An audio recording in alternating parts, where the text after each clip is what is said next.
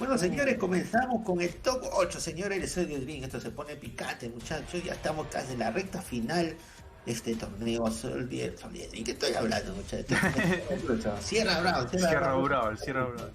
Muchos torneos hemos tenido ya, para que se cruzan los chicotes. Muy bien. Sierra Brown 12.5, muchachos. La última oportunidad. Estamos acompañados acá de Coach Shina. Muchachos, tenemos la pelea entre Taz y Shams. Sí, ¿Qué opiniones de...? ¿Hay algún lore entre ellos dos players, ya que son los dos de Perú, no? Ah, sí, los dos de Perú ya, los dos ya se conocen bastante, han peleado, ya Tásico es una Julia Player, Chao ya lo conocemos, Sí. ya con Yoshimitsu, ¿no? Es su personaje principal al que más le ha ponido dedicación. Bueno, vamos a ver cuando tiene más. Yo, mira, si tendría que dar un pronóstico, Sí. me parece que Taz podría llevársela, porque no juega con muchos Julias Chaos, ¿no? Entonces, Mira, podría eso es ser una por ahí, ventaja ¿no? muy grande. Pasa que Chao ya conoce bastante también a Yoshimitsu, ¿no? Entonces podría ser una Claro. ventaja y no se han enfrentado mucho en torneos Chao con Taz, ¿no? Y en off tampoco han jugado por lo que entiendo, ¿no? Entonces vamos a ver, ¿no? ¿Qué tal le va a estos dos players? Sí, yo Bueno, vi que prácticamente Taz es tiene todo. una muy buena Julia. A Chaos lo vi muy pocos, al menos yo lo vi poco en torneo, pero las veces que lo vi jugar ha llegado muy lejos en los torneos. Sí, inclusive Chao estaba ahí, se ha quedado casi noveno puesto, ¿no? Para clasificar al top 8, entonces ha estado, justo fue creo que en un torneo top, Dojo 96, Sí. quedó segundo, ¿no? Entonces también ahí se ha quedado, ¿no? Pero hay varios players que han ganado los torneos del Dojo 96, pero se han quedado con 100 puntos, entonces por ahí ya no se las ha vuelto a ver, ¿no? Claro, sí, Vamos sí, a sí, ver. tal cual. Bueno, Bueno, a ver si aparecen los flores. Ahí está Taz que se ahí conecta. apareció, ya está ahí conectado. Ya me parece que también ya debería estar, ¿no? Sí, Acá. yo la opinión que te puedo dar de Julia es que es un personaje muy completo, que para mí es considerado dentro de un top 10 personajes más usados, o más fuertes, podría decirte, de Tekken 7. Eh, no sé, me gusta mucho la presión que tiene Julia. Además es un personaje female que tiene caja muy chica, que eso ayuda también en ciertos combos en la pared y todo eso. Sí, Pero bueno, tampoco hay que dormirse con Yoshi porque no todo el mundo lo conoce y tiene trampas muy únicas que no todo el cast tampoco tiene. Te puede castigar con flash, cosas que son super safe. Y bueno, el tema de ver el low launcher flash que tiene para sacar full combo es una herramienta muy fuerte de Yoshi. Así que va a estar interesante esta pelea, a ver que... Acá creo que va a ganar quien toca más, nada más. así es, ¿no? También, bueno, el juego de Chaos también, explica bien las trampas, ¿no? Sí. Y Vamos si, a ver y si si fuera está Taz, brutal. evadiría un stage sin pared, también, por las dudas. Sí, Porque sí. creo que Julia le va mucho mejor en el neutral y en un stage infinito. Y vamos a ver qué tal le va a estos dos, player peruanos, ¿no? Ujú. Vamos a ver, ¿no? A ver, estás representando a la Fichex, ¿no? Al team de la Fichex. Y Ah, Chaos bien. representando al team de Rockstrap, ¿no? Que Rocks todavía Dragons. dice que pertenece al Rock Dragon, pero no sé, no me consta. Vamos, muchachos. Muy bien, Bueno, ya estamos a la gente que recién se está conectando, muchachos, estamos en el top 8. Estamos arrancando por Losers. Se viene la primera pelea entre Taz y Chaos. Chaos, muchachos, ¿ah? Pelea Ujú. entre dos Taz, grupos peruanos. Ahí estamos viendo el escenario. Se van a enfrentar. Al Twilight Conflict nos vamos. Así es. No. Acá hay un balcón para romper. Así que vamos a ver en qué piso van a jugar, arriba o abajo. Bien, ahí comienza entonces con su custom casi Akuma. El de Yoshi. Bien, ahí el Whip Punish con 1-1. Lo flota, sí. Saca el combo, lo lleva a la pared. Vamos a ver qué ceniza. Nada. Uy, le agarró el golpe high ahí. La presión que estás haciendo, uy, reflejo, lo que le llamamos acá. Sí, justamente ahí estábamos hablando de... Se regala, mete el bajo, buena lectura por parte de Taz. Bien, Cypher ahí. Una jugada característica de Chao, ¿no? Retrocede y hay castiga. Sí, veo que es una persona que prefiere castigar más los errores del otro que a presionar él. Sí, ¿no? Al menos que tenga la ventaja, ¿no? Pero Y bueno, cosa contraria de la de Taz, ¿no? Que le gusta presionar e irse con todo al rival, ¿no? Como lo podemos ver ahí, está presionando y cae en combo. Esa combinación va a llegar a la pared, ¿no? Cuánto daño, no logra romper la pared. sí. Y igual se lleva la victoria Taz, ¿no? Una bolita para cada uno. Los muchachos están, pero sí, han empezado con harto hype este top 8. Bien, ahí, agacha el high. Vamos por 1-2, pero la pared, sí. Buena presión por parte de Chaos ahí, ¿eh? Sí, parece que conoce muy bien el matchup de Yoshi porque no está comprando ningún mix-up de Yoshi ahí. Claro, ya Taz ya ha tenido tiempo para estudiarlo bastante bien a Yoshimitsu, a Chaos, ¿no? Ya sabe su juego, sabe cómo juega. Sí. Rompe el balcón al fin, bien. Quiere llevar a la otra pared.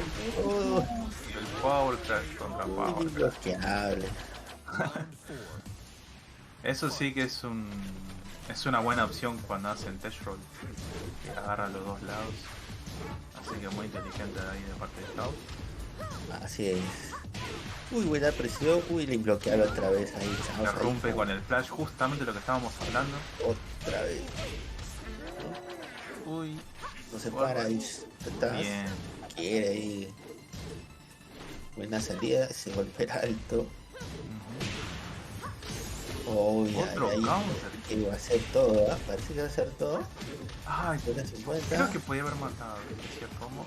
Casi, güey. No, el combo que acaba de meter Chaos, increíble. Así es, Muy señores. bien, ¿no? Chao, se pone 1-0, señores, el marcador. 1-0 va. Los muchachos de seguir avanzando, chao. Vamos a ver, ¿no? Sí, Sí, ojo que acá el que pero- pierde, bueno, ya se va a casa. Esto es top 8 losers. Señores, la gente recordar, muchachos, que la gente que recién se está conectando, estamos en el cierre Brawl 12.5 top 8. Ya hemos arrancado por la parte de loser. Tenemos la pelea entre Perú versus Perú. Taz versus Chao, señores. Ya está el típico rival. Saludo para Chino Maker, que está ahí conectado. Saludo para DC Ania. Saludo para Ania de México, que también está conectada. Está invitada también para el casteo, muchachos. Ya la vamos a tener dentro de un momento. ¿Qué tal, Alecito? ¿Cómo estás? Sí, te mandé saludos recién. ¿Cómo va? Y saludos a toda la gente de Jujuy ahí. Ahí algo Chavos comenta, ¿no? No hay muy Julias en off por año, dice, ¿no? Se tiene muy cierto porque aquí en Perú no hay muchas Julias que juegan, pues, ¿no? Entonces, el único que ha estado jugando es Taz, pero no sé si, eso sí, no sé si se han estado jugando en offline, ¿no? Pero sí, la mayoría no agarra Julia, ¿no? Salvo el Chino Maker que estuvo jugando con también Julia Player, pero hasta ahí nomás, ¿no? Pero el resto de players no he visto otras Julias acá en Perú, ¿no? Salvo el Chino Maker o la de Taz, ¿no? Sí, es un personaje muy fuerte encima. Es muy fuerte, Julio. Al menos en este juego tiene un montón de herramientas como para ganarle a cualquier personaje. Lo hemos visto en la Evo 2020 de Japón, cuando estaba Liloi, que usó el muchacho este japonés, ¿cómo se llamaba? Mirko, creo que era. Sí. Él justo fue el que defendió a todos contra cuando estaba contra el héroe, cuando recién había salido del héroe, ¿no? Sí. La peor versión, ojalá que nunca vuelva. Claro, todo el top 8 era el héroe. Sí. Bueno, acá seguimos con el match entonces. Ahí está consiguiendo el counter. Lleva la pared. Uy. Se logra soltar de la llave ahí, chavos. ¿Se podrá venir el comba o no? Puede ser, la unchea. No. Tiene la presión, la pared. Bajo, no quiere perder el task, quiere asegurar, quiere seguir avanzando, ¿no? Pero Chaos ahí se intromete en su camino, vamos a ver si lo logra. Uy, va a llegar, ese cómo va a doler, Sí, bien ahí. mucha presión. Logra salir de la presión ahí, Chaos. El Está Barbie pero que así, se suelta. modo asesino, Taz no deja de atacar, no lo deja pensar a Chaos. Buen castigo, excelente counter. Mira, se comanda, vamos, va a llegar, vamos. Creo que Excelente, se uy, lo dio deja cuenta Taz sí. que a Chaos le gusta jugar un poco más defensivo, entonces está aprovechando a ver qué tanto puede defenderse contra Julia. Vamos, vamos, muchachos, al trabajo. La buena salida por parte de Chaos. Buena interrupción, se logra soltar esa llave. Otra vez. Uy, vamos, taquito. Vamos a ver qué hace Chaos. Una lanzadita por ahí no estaría de más. Buena, buena al Buen 2. saque. Vamos, Across 1. trampita, trampita. No, viene la trampita de Chaos. Uy, no confirmó ese golpe Taz. El Rage para presionar. Y se regala. Bajo taquito. No, el Esa pixel. patada baja que no la ve Taz.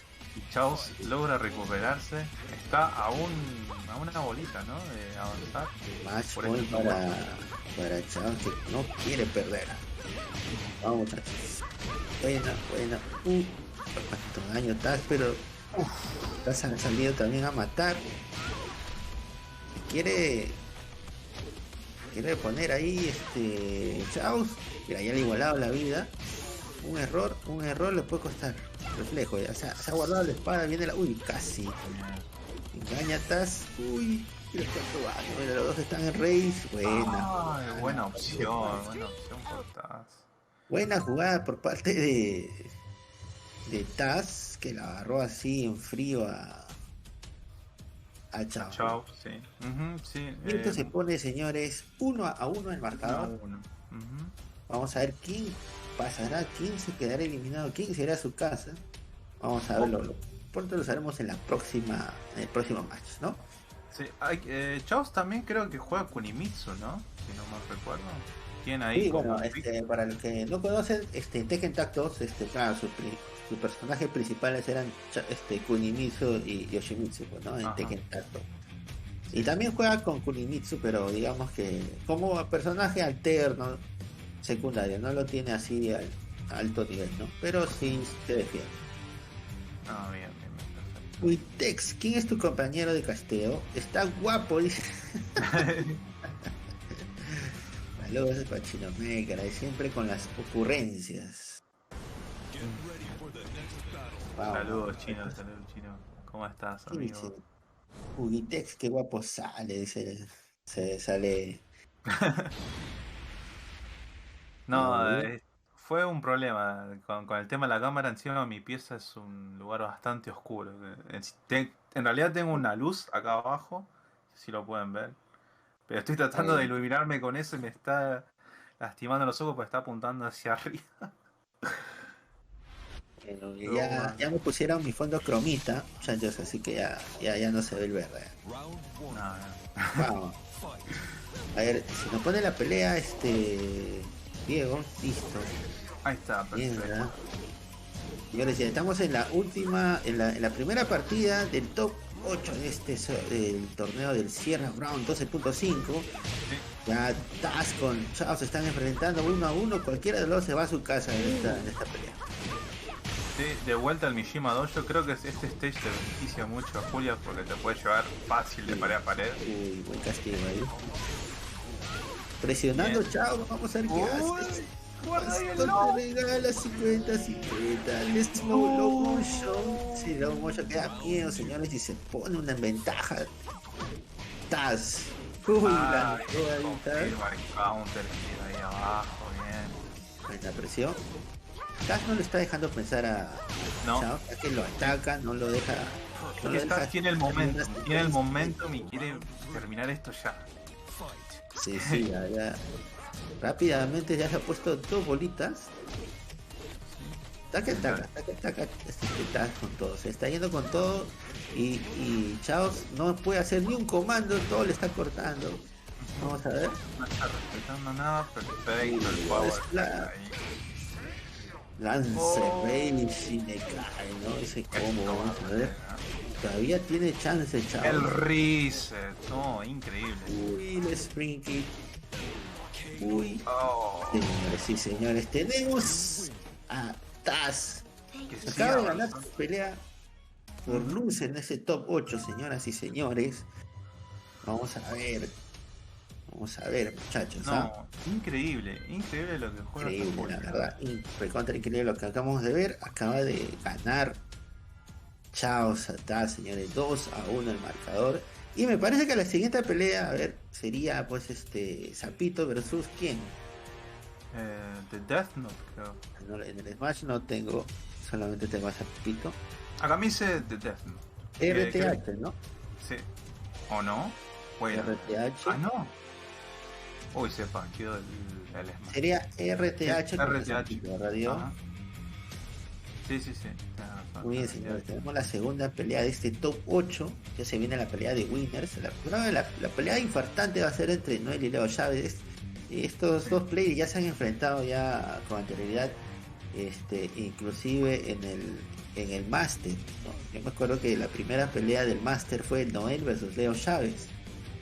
Y Sí. Noel pues le ganó a Leo Chávez, lo mandó a loser y me parece que ahí Leo Chávez tiró la toalla y ahí DQ, ¿no? Pero Leo Chávez le ha ganado ya en el Solid Dream el día de ayer. Y le ganó a Noel y lo mandó a loser, ¿no? Ya esa Sí. pelea ya se ha dado. Entonces vamos a ver, sería esta pelea es con sabor a revancha, ¿no? Pero esta vez en top 8. Me parece perfecto. Y acá, RTH y Zapito, creo que juega Jin, ¿no? Jin Player. Ah, ya. Acá nos están diciendo que sí. Zapito con el Taz ganó en esta oportunidad, pero prácticamente no lo dejó hacer nada a Chaos. Chaos no vale nada, dice la gente, de nada sirvió entrenar cómo matar a Julia, para el otro año será. Bien ganado en mitad, Julia Player de veces Perú, dice. Uy, están tirando con todo ya. No, muchachos, ahí estás avanzando, ¿no? Estás ya está protagonizando casi todos los torneos de hoy. Yo he estado viendo casi todas las finales también, ¿no? Justo con Mutilator también. Y Alonso han estado como que destacando en los últimos torneos doyo, ¿no? Llegando casi a las finales, ¿no? Sí, sí, sí, tal cual. Vamos a ver qué tal le va ahora a RTH. No conozco ese player, no lo tengo mapeado. Va a ser la primera vez. ¿De qué parte es RTH? Es de Bolivia, si no recuerdo. De BTM me parece que también es, ¿no? Sí, parece que sí. Sí, pero no, claro, al menos primera vez que escucho de él, no sé.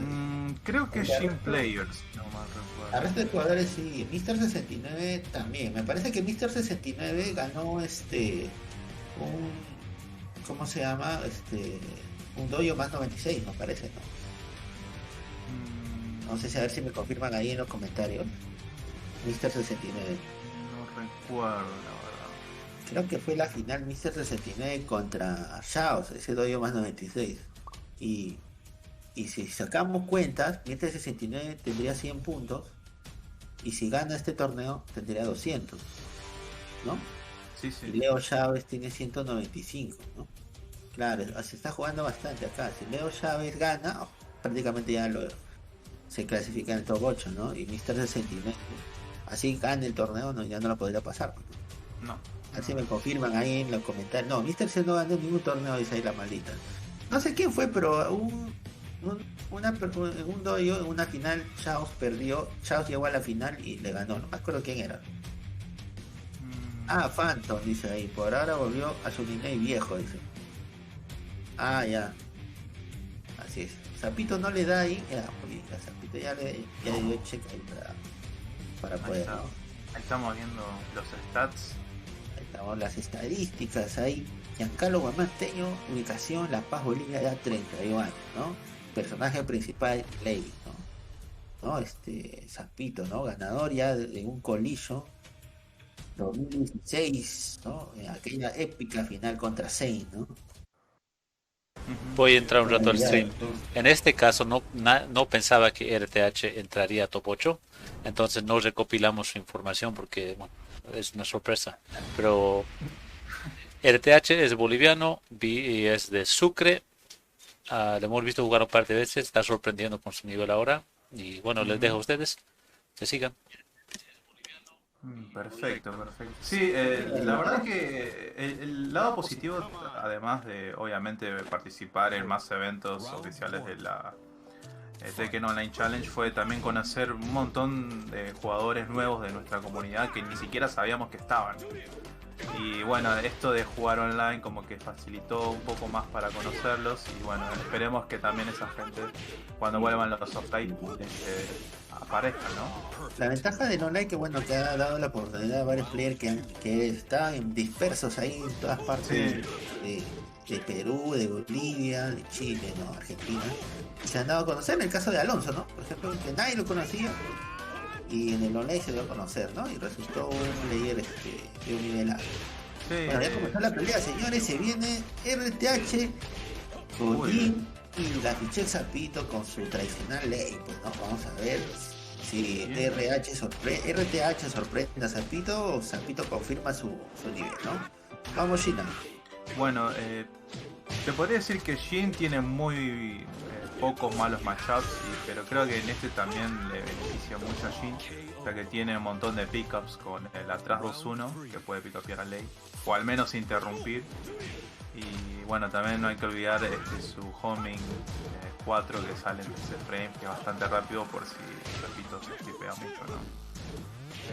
Pero bueno, sacando eso veo que está con todos los reflejos acá, RTH. Sí, ahí, pero ya Zapito está con sus dos bolitas ya ahí ganando. ¿Sí? Bueno, buena interrupción por parte de RTH. Uy, le pega el Razer de ahí, muy bien.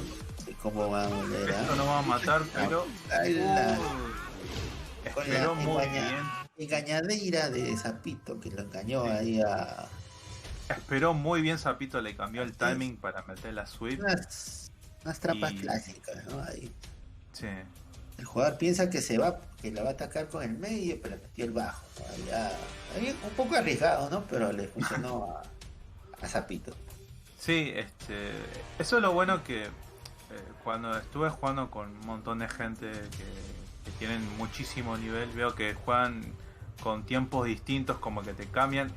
El mix-up es igual, pero te cambian el ritmo a veces, ¿viste? Para no ser tan, ¿cómo se puede decir?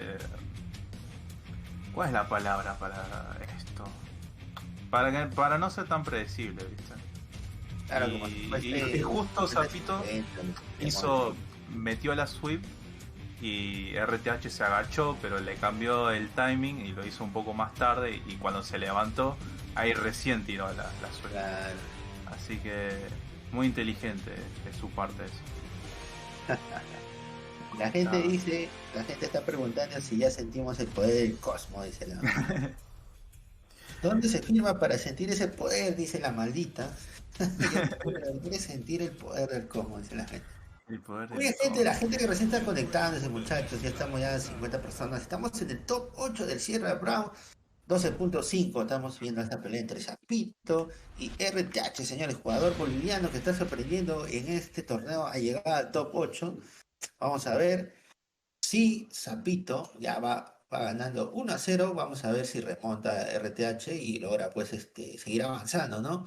Sí, no hubo Eh, ningún cambio de picks. Parece que sigue con Shin nomás. Así es. Hay que ver Ahí con la cómo. transmisión. Ujú. Bien. Vamos a ver cómo arranca Pelea. esto. Muy Uy. bien, la sweep ahí, Zapito. Hace el combo, lo va a llevar a la pared. Sí, perfecto, justo. Presionando, ¿no? Lo que le encanta a Zapito es presionar en la pared, no lo deja salir. Ujú. Buena salida por parte de RTH. Sí, el back 1-2 lo lleva. Manteniendo el spacing ahí, Jin, perfecto para no poder comprar ningún mix-up de ley. Mete la sweep. Bien, plus frames, la agarra con 1+2. Nada. Hubo 3. No. Ese es todo, señores. Zapito imponiéndose en el primer match. Vamos a ver. La sweep bien bloqueada. Esto lo va a llevar a la pared. Y limpió. No siguió con la presión. Ahora importar este comando.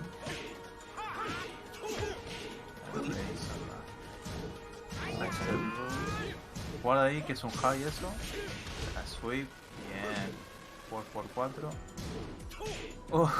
El high crash que tiene la gente. Sí. Esto hace. Uy, ¿qué pasó ahí? Uy, el lobo. Pasó, parece que Sapito se la lleva. No. ¿Qué pasó? No, Tekken 100. No, ahí ese low motion le favoreció a Zapito. Sí. Oh, le tiró así las pausas en la cara. Casi gana RTH, pero ahí no es, así es el Tekken, señores. Y este es un juego bastante predictivo. Nunca te rindas. Mientras tengas vida, vos seguís mallando ahí nomás. 1, 2, 4. Bien, ahí lo interrumpe con el down shot. Ahí RTH ese comando. Vamos a ir Zapito. El Snake. Esperando ahí RTH porque un error por parte de Zapito, pero un error por parte de RTH. Uy, a veces le levanta y esa es victoria garantizada para Zapito, que se pone 2-0 y sigue avanzando en este línea de top 8. Sí, sigue avanzando por losers. Sí, vamos a tener que esperar contra quién le va a tocar. Taz también está esperando. Así es. Bueno, a su oponente ahí en Winners. Así es. Bueno, la gente que recién se está conectando, estamos en torneo Sierra Round 12.5, la última oportunidad para poder clasificar. Estamos en este top 8. Hemos partido por la pantalla de loser. Taz ha pasado 2-0, le ganó a Chaos. Zapito acaba de ganar 2-0 a RTH. Y bueno, siguen en su camino. Y bueno, ahora se vienen las finales de Winner. Pues no, tenemos entre Noel y Leo Chávez. Me parece que la siguiente pelea, confirmo menos Diego. Ahí está. Me parece que sería, pues de acuerdo al Smash, sería Noel versus Leo Chávez, pues no. Sí. Bueno, un Leo Chávez que se está jugando la vida también. Me estuvo sacando Master Raven y últimamente en estos últimos matches estaba sacando Elisa. Hay que ver qué va a jugar Noel también, ¿no? Porque tiene un Dragunov ahí oculto. La verdad que el día de ayer lo vi a Leo Chávez, bien un tremendo desplazamiento que no he visto así nomás. ¿No? Buen backdash, buen desplazamiento y buenos combos con Master Raven, ¿no? Es un combate en la final contra Alonso y la verdad que me sorprendió. Y bueno, tuve la oportunidad también de ver a Leo Chávez en el colillo y él juega parado, pues, va parado. Sí. No juega sentado. Le dieron la CIA gamer, ¿no? Mira, te dijeron, no, yo juego parado, ¿no? Sí, le gusta jugar parado. No sé si es por la adrenalina o para que fluya mejor la sangre en el cuerpo, no sé, pero sí, no es una persona que le gusta jugar sentado. Claro. Así que hay un player chileno que juega sentado, por ese tipo yoga, ¿no? También en un torneo que hubo acá en Perú él vino y también lo vi que estaba jugando sentado, ¿no? O sea, otra característica, ¿no? Sería una pelea entre él que juega sentado así, pero sentado en el piso, no sentado en una silla, sentado en el piso y el otro parado, o sea, dos distintos players, ¿no? Muy bien, se viene, señores, ya confirmado Noel contra Leo Chávez. Contra Leo Chávez se viene, señores, para este top 8. Sí, ojo con la comunidad de Brasil que tienen plays muy fuertes. Creo que la mayoría por ahí no se nota mucho los dojos por el tema de las conexiones, y Brasil, bueno, es un país muy grande, pero tiene una comunidad muy fuerte, muy sólida. Que bueno, esperemos que para el próximo Tekken, si es que hay, haya, ¿no?, un poco de mejoras, ¿no?, con esto para poder jugar con más gente de Sudamérica sin problemas. Esperemos qué tal, ¿verdad? ¿No? Justamente por el tema de pandemia también el Collision, parece que el Collision TXT, era el TXT y se iba a dar pues en Perú. Lastimosamente lo cancelaron, y como todos los torneos que hubo en todas las partes del mundo, ¿no? Nos Sí, quedamos sí. sin torneo, justamente era creo que uno de los principales que íbamos a tener aquí en Lima, Perú, el 2020, el año pasado, pero lastimosamente pues, ¿no? Esperemos que todo esto se vaya regularizando poco a poco y que los torneos sigan viniendo como era antes, ¿no? Me parece que ya hay algunas zonas, algunas partes ya se han habilitado. Sí, Ya, yo creo que para el año que viene y todo demás, ¿no? va a estar más libre para poder viajar y todo eso, ya que la población ya está vacunada. Así que esperemos que el año que viene tenga así como más posibilidades para poder viajar, ¿no?, dentro de Sudamérica y por qué no al exterior también. Muy bien, ya va a comenzar la pelea entre Leo Chávez, ¿no? Su campeón del torneo Soldier Ring, ¿no? Ayer Alonso tuvo casi da el batacazo a Leo Chávez ganando. Si ganaba ayer el torneo, clasificaba directamente al Top 8, no Leo Chávez, pero ahí Alonso rompió la maldición de su team al campeonato, ¿no? Porque ya varias veces Alonso había llegado a varias finales Sí. y siempre se quedaba ahí, ¿no? Pero el día de ayer se le dio, ¿no? A felicitar a Alonso por el campeonato en el Soldier Dream 2.0. Muy Lo bien. importante es que nunca se rindió y Así es, justo así se le dio ahí la winner. es. A ver, si nos vamos a la escena del juego. Ya estamos en el juego, ya ahí ya comienza la pelea entre Leo Chávez, que ha sacado Catarina. Catarina, sí, un pick que sacó también, ¿no?, en el Soldier Dream. Sí, Había jugado contra la Parca. sí, la No Parca. me recuerdo. Yo transmití esa pelea en los pools, ¿no? La Parca le ganó y lo mandó a loser a Leo Chávez, increíblemente, ¿no? Al final la Parca lo eliminaron como siempre, ¿no? Pero Leo Chávez iba avanzando. Muy buena. La lanzadita por si acaso de Leo Chávez. Se logra llevar la primera bolita. Sí. Noel presionando ahí con los dados muy bien. Bastante 50-50 aplica Leo Chávez con Catarina, ¿no? Sí. Pero no tiene miedo en tirar esas random copies. Ahí, claro, ahí. Buen Bien, side. Uy, lupió como. Es lo ya. No La Pontemisa viene. Uy, se regaló. ¿Qué pasó ahí? Qué buen rico. Leo Chávez ya se había regalado Noel, pero ahí creo que no presionó el botón adecuado, ¿no? Sí. Vamos a ver. Bien, atrás 1-2, running 2. Uy, 4-4 ahí por parte de Catalina, el castigo. Mantiene el spacing, bien. Buena interrupción, ¿no? Lanzó ahí nomás Leo Chávez. Buena. Ay. No castigó ese alto. No castigó, pero bueno. En fin, es un castigo. Un castigo chiquito, ¿no? Mira. Y poniéndose ahí Noel, 2 bolitas a 1. La misión de Noel es que Leo Chávez no siga sumando puntos, ¿no? Vamos a ver. Pero recordar que todavía tiene chance porque Leo Chávez está en como winner, todavía no puede seguir avanzando porque en su camino podría estar Zapito o no sé, cualquiera de los dos, no sé quién le va a tocar si pierde Leo Chávez, Zapito o no sé. A ver si confirman hasta ahí. Aplicando bien los 50-50 de Leo Chávez. Sí, el que pierda acá jugaría contra Zapito. Entonces no le tendría fácil, ¿no? Vamos a ver. Uy, ese muchacho no se quiere dar tregua, se mira. Uy, la lanzadita por parte de Leo Chávez. Uy, el bajo, ese bajo peligroso, con 4. Y nosotros se pone 2-2, señor caliente esta pelea entre Noel, señores Leo Chávez, campeón del TXT 2018, si no me recuerdo. 2019. Noel, campeón del Master, ¿no? Uy, se encuentra con el combo, bien de daño. A ver, 50-50, de Bonaluno, ¿ves? Jugada preparada por parte de Noel que no le funcionó. Un lance, rey, mira ese cuánto daño va a hacer. Todavía sigue con chance Noel. Sí, vivo. A ver. Bueno, señores, se pone 1-0 esto. Estamos en la final de Winner, muchachos. Ahí estamos teniendo ahí los highlights, ¿no? Esto se pone 1-1 el marca, 1-1, perdón, 1-0 a favor de Leo Chávez, ¿no? Y esto, señores, un win más y clasifica Leo Chávez directamente al top 8.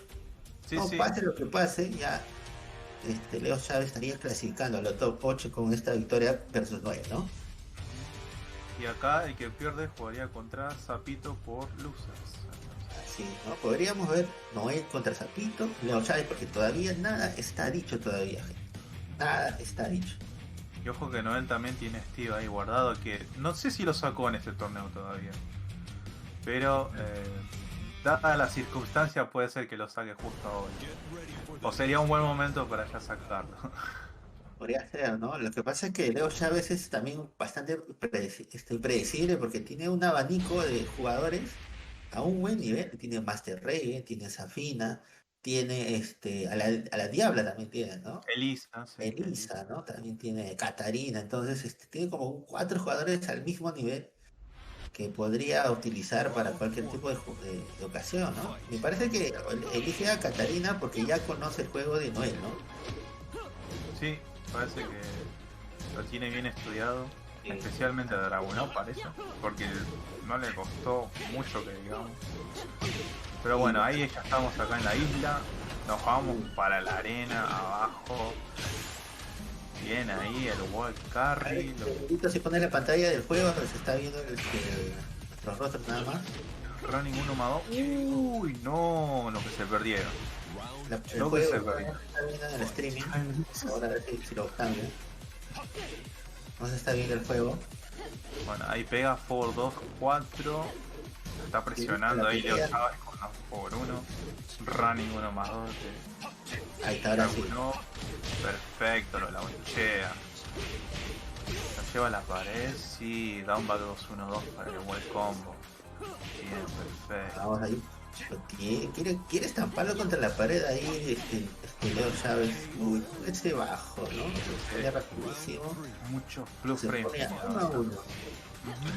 Mucho fluff frame tenía ahí de ventaja, así que no podía hacer mucho Leo Chávez más que tratar de eliminar. Bien. Ay, quiso castigar el alto, pero no pudo. ¿Sabes que le misea cada rato Leo Chávez a Noel? Uy, la lanzadera y esto va a doler. Uy, lo dropeó, sí. Lo dropeó. Ya tenía, uy. Uy, el launcher con QCF1. Vamos a ver qué hace. Blue Frames. ¿Compró? No compró. Se aguantó Noel ahí y ahí lanzó nomás a Leo Chávez, pero no le ligó el rey. Sí, fue perfecto ese dash block que le hizo ahí en la cara para ver si iba a tocar algo. Y bueno, no le funcionó a Leo Chávez, Down 2, presionando, otro down 2. Creo que se está dando cuenta que Leo Chávez no se está agachando. Paciente Leo Chávez ahí, porque ya le ha quitado bastante vida a Noel. Con esas uy, ahí. Buen wave punish ahí. Sí, pasó. Se agacha ahí Noel, fue castigo. Vamos a ver qué hace. Lanza el rey. Trata de dejarlo en positivo. Uy. Y el counter hit 4. Todo. Señores, esto se pone match point para Leo Chávez. Señores, partida de clasificación para Leo Chávez. Si gana, clasifica directo al top 8. Ya podemos cerrar el top 10. Bien, el down 2 de Noel. Buqueando ahí, sabe que es lo que se está jugando todo por el todo Leo Chávez, sabe lo importante que es esta partida y requiere ganar, y Noel no se la está dejando nada fácil. No, para nada. No, para nada, ¿no? Y tiene la misma cantidad de vida, ¿no? Un error por parte de los dos. Están jugando muy safe los dos. Ahí que lo pone tenso a Noel. Clasifica, partida, golpe de clasificación podría ser, señores, acá ganando Chávez. Leo Chávez, señores, a la final de Winner del Sierra Brawl 12.5 y con esta victoria alcanza el puntaje suficiente para poder clasificar al top 8 regional. Sí, acá lo que pasa a partir de ahora, aquí ya Leo Chávez está clasificado a ese top 8. Sí, Leo Chávez está garantizado top 4, ¿no? Ahora. No, tiene, a ver, tendría, si gana el torneo tendría, claro, o sea, se podría pasar inclusive a las personas que están por encima de él, ¿no? Que me parece que son Zapito, Ujú. ¿no? Sí, sí. Claro, que son Zapito, y, ¿cómo se llama? No, Zapito tendría, lo pasaría directo a Zapito, pues, ¿no? O sea, Zapito ahorita está sumando, pero necesitaría llegar a las finales para Sí, mantener esta distancia, ¿no? sí, sí, tienen que seguir avanzando Zapito Pro Losers, igual que Taz. Así es, ¿no? Y ahora vamos a tener a Tojo 2 contra Mr. 69. Ojo 2 contra el Mr. 69. Otro match entre Así es, amigos ¿no? ahí en Bolivia. Bueno, Mr. vamos a... 69 creo que juega Safina. Va, es lo que estuvo usando Safina. Y si no mal recuerdo, también tiene una Lidia por ahí. Personaje que no es muy estudiado, pero que es muy fuerte en papel al menos. Las Lidia Player que salieron en el momento, ¿no? Y tanto Sí. ahí utilizaban un personaje Lidia, ¿no? Para poder ganar los torneos a última hora. Pero bueno, muy bien.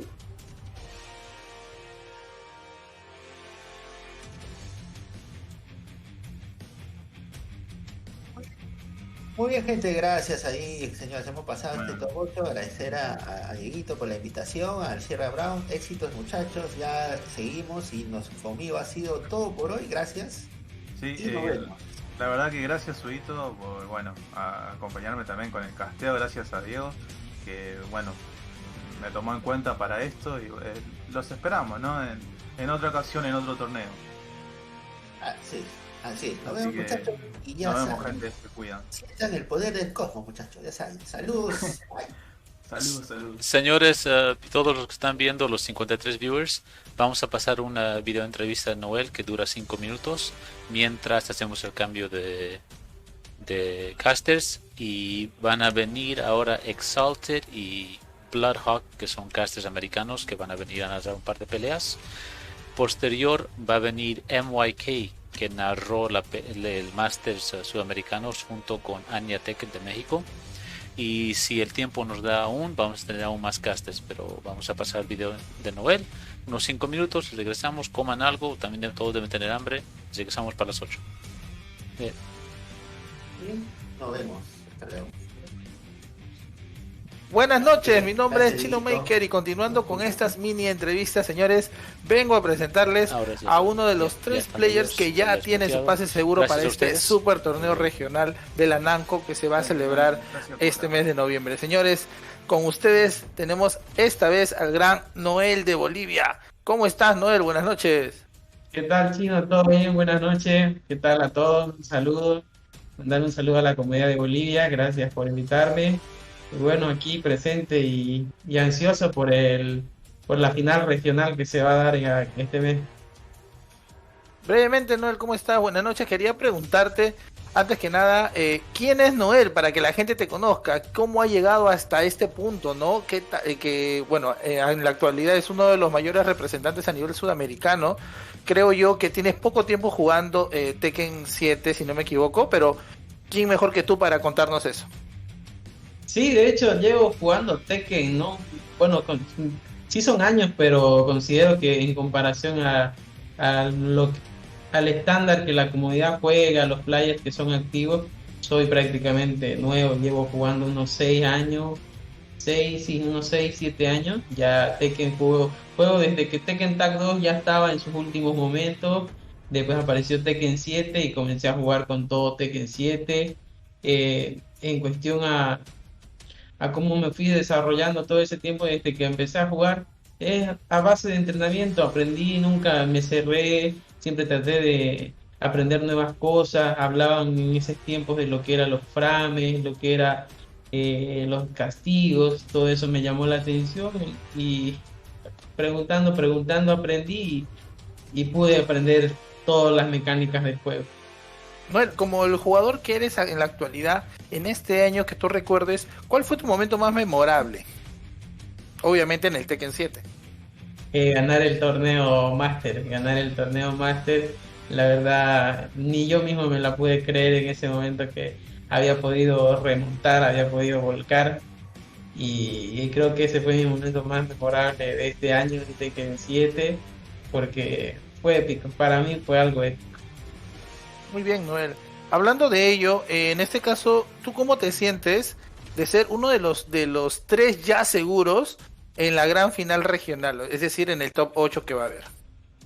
Me siento, aparte, ¿no?, de la seguridad de ya poder estar clasificado, ansioso por ya estar en el torneo, por ya estar participando, que se dé el día y poder representar bien a Bolivia para que podamos también obtener un buen puesto en ese top 8 y porque hay muchos compatriotas, ¿no?, que nos han apoyado todo, me han apoyado mucho y me siento motivado para poder dar lo mejor de mí en ese torneo.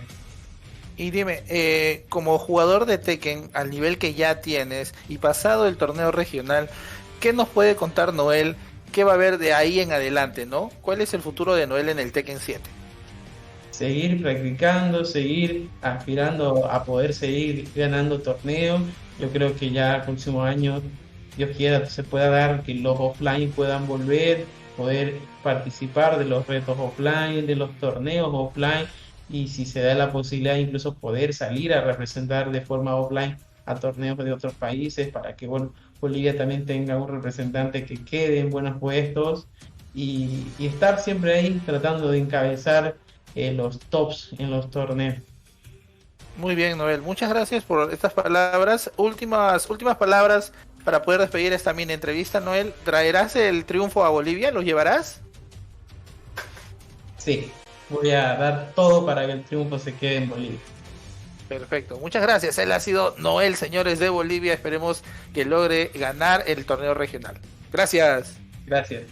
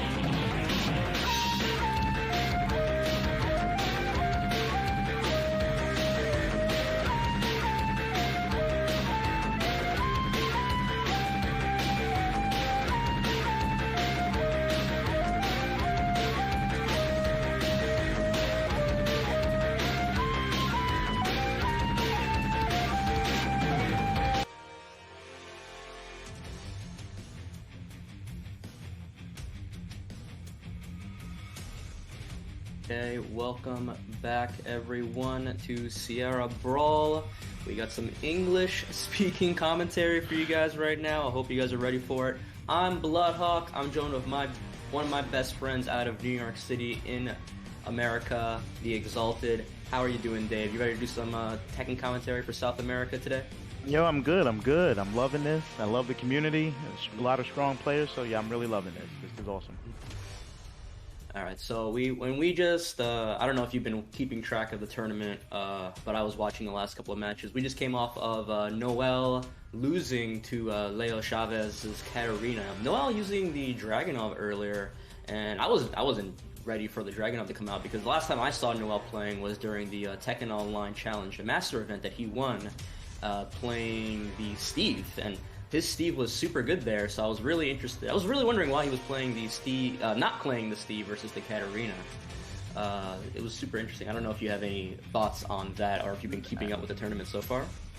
Not entirely, but that is kind of interesting. I don't know if his idea was to do a counter pick, or I don't know why he went that route, but you know, he knows, and obviously it didn't work out this time as planned, but you never know. It's probably something that he knows that we don't know.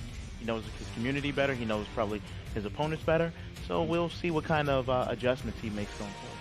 Yeah, and on the loser side, we saw Taz versus Charles. Julia versus Yoshimitsu. Taz coming out on top there. He is going to end up playing the loser of our next match that we're going to get set up soon. Tojo 2 versus Mr. 69. And on the other side of loser side, we saw RTH losing to Sapito, one of the probably the best lay players in the world in South America. His lay, Tekken God Omega lay, super impressive. 1-2-0 over there. He is going to take a shot at Noel, who, like we just said, lost to Leo Chavez. So maybe Dragunov versus Lay, maybe Steve versus Lay. It's going to be super hyped to hopefully take a shot at that match. Those are two really interesting matchups for Lay. I know the character decently. So yeah, Steve it's a bit of an uphill battle in my opinion. I've been wrong. For Steve, so we'll see. But Dragunov has a lot of good tools versus Lay's stances, Lay's movement, so we'll see how that turns out. Yeah, I think both characters are actually pretty good at controlling Lay up close. You know, Steve with the fast jabs, the back one, the down forward 2, and then Dragunov's got the down 2, and also a pretty good jab on him as well. So at least up close, it could be pretty troublesome for Lay. But we'll get that to that later. Like we said, either before Tojo 2 versus Mr. 69. I'm looking at them on Smash GG right now to see who they beat, got into this point. Let's see, any cool things. Let's see, Tojo 2 beat RTH. We saw with the Jin earlier. Revenant DSS, and then Mr. 69 beat Mutilator, beat Galliard, some names that I recognize from the South American scene. But again, like I said, super hyped to see these matches again. Whenever I see South America Tekken, it's always great. Yeah, for sure. And what I love about the community period is they're always showing me new things. They're always making new setups, new tech. They're never, they never settle for what works. And that's why even when you said, he changed his character, I knew there has to be a plan behind that. Or, he just wants to work on a new character. But generally, it's a plan. And someone who's played the community, who's went out there multiple times, it's such a strong community that I always learn something new. So yeah, we're definitely in for a lot of surprises. Yep. Even though for trying something new, even though the Dragunov didn't work out for Noel, he seemed super comfortable on it, which is why I'm interested in why he maybe made the pick. Because a lot of people would say you got Steve up here, and then you got like Dragunov further down. So a lot of people would see it maybe as a downgrade in a matchup. But he's the one in top 8. And right. He is the top player. Definitely got a bunch of strong tournament performances under his belt, so I'm not going to be the one to criticize someone that's probably way better than me. And every character has tools, so if you may not need one tool for one matchup, that you say, oh, I need another tool for this matchup. So it's all about that toolbox that each character has, and just doing the best with the tools that character presents.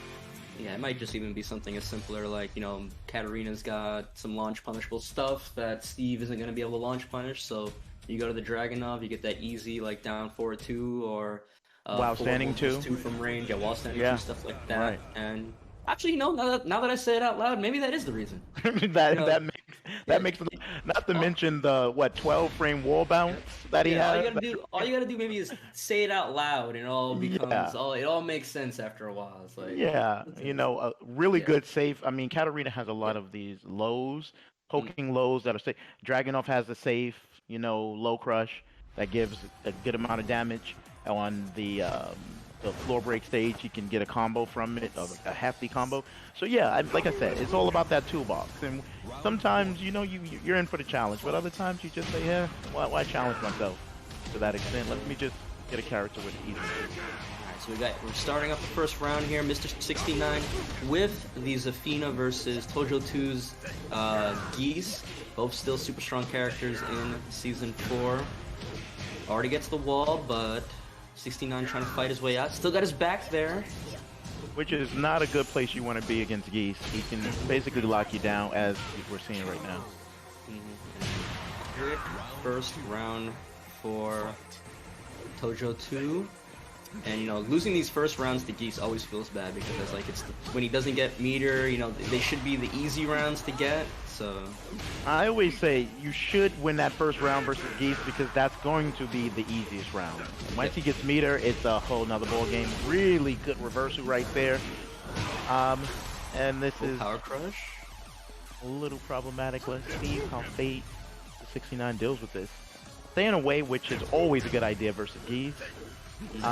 As long as you don't block that his fireball, his ground hitting, he doesn't gain meter. So as long as you can just make that whip, you can just take time off the clock. It doesn't matter. Tojo takes that second round, but that's something that I've learned, that let him throw, let him chuck the plasma. Yeah, as long as you don't block it.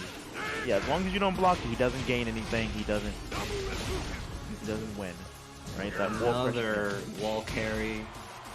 Another wall splat side wall, trying to scrape him off, but the walls on these kind of stages are a little bit weird to do stuff like that with. He's almost got 2 bars here, and Mr. 69 almost on his last legs. Max cancels the wall standing 3 forward, the forward 3 to get the frames, and then just frame traps him at the end. Quick first game. Quick 3 and a great match from Tojo 2. And he has a lay now. Nice. Okay. See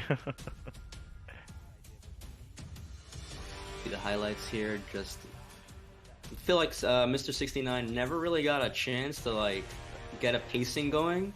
He was just running into something that the mid parry on that forward 3+4 in the I guess at the end of the first game was really telling right there. It's oh, he's ready to play.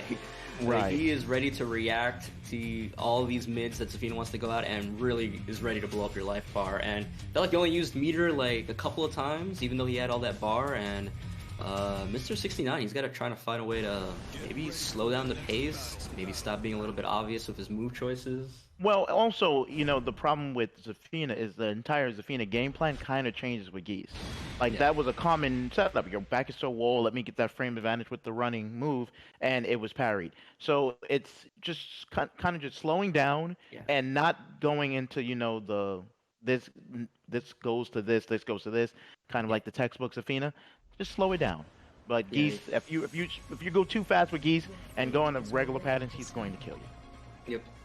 And it gets a little tricky then, because when you start leaving gaps to bait out the parry, then if the Geese is good, he's gonna notice that, and all of a sudden that just means, oh, this frame advantage doesn't exist anymore. I get to just take my turn back because he's leaving the space open for the parry. Good low parry. Speaking of parries, good low parries here from Mr. 69. Breaks the floor. Vincent, oh, the forward 1+2. The wall's real close. Just trying to see a rerun here with this wall pressure. Right, and I love the way Toho is using the forward 1+2. So far, it's been his go-to move, and it's been very successful. He's just catching it. Yeah, he uses it very well. I mean, a low crushing launcher. You gotta love that. Yeah, low negative move into mid parry. Cashes out a good 20% from there. Now he has meter, so now it's really playtime. The next duck on the down forward 1-1. Almost up the combo ender. Gets clipped with another forward 1+2. It's the key move of this whole match. I don't know what Mr. 69 is fearing as far as lows are concerned, but it's catching him alive. Fireball threatening with the back 3-2. Spends it. Trying to TK the fireball. Messed it up the first time. That seems to be the common thing now. When Geese players, they don't cash out on the back 3-2, they just back up a little bit and throw 2 air fireballs. Let me get at max mode. It's not worth it to stay in here. Especially if they have another bar waiting. It's okay, this max mode is just keeping me from max canceling my next back 3-2. Yeah, it kind of limits you. Nice good punish. Nice backdash. When I was playing Arslan a while ago, he used that move really well as well. That while standing 1, I think it is, while standing 1-2 from a range, a really good effective space controlling move. And then see, that's 59. It's the wall bounce, the EX. Gonna spend it on Deadly Brave. Not gonna die from this, but gonna be a lot of damage. Gonna push it out to full screen though. Oh, I think maybe he went for a low parry instead, or I can't imagine that he mashed afterward. I can't imagine either. No, I so think that I think it was a no. Speaking of parries, doesn't have the meter though, so only a little bit of damage. Misses the punish. That's negative 13, if I'm not mistaken, right? Yes. Wow, the down 3 went under the forward 1+2.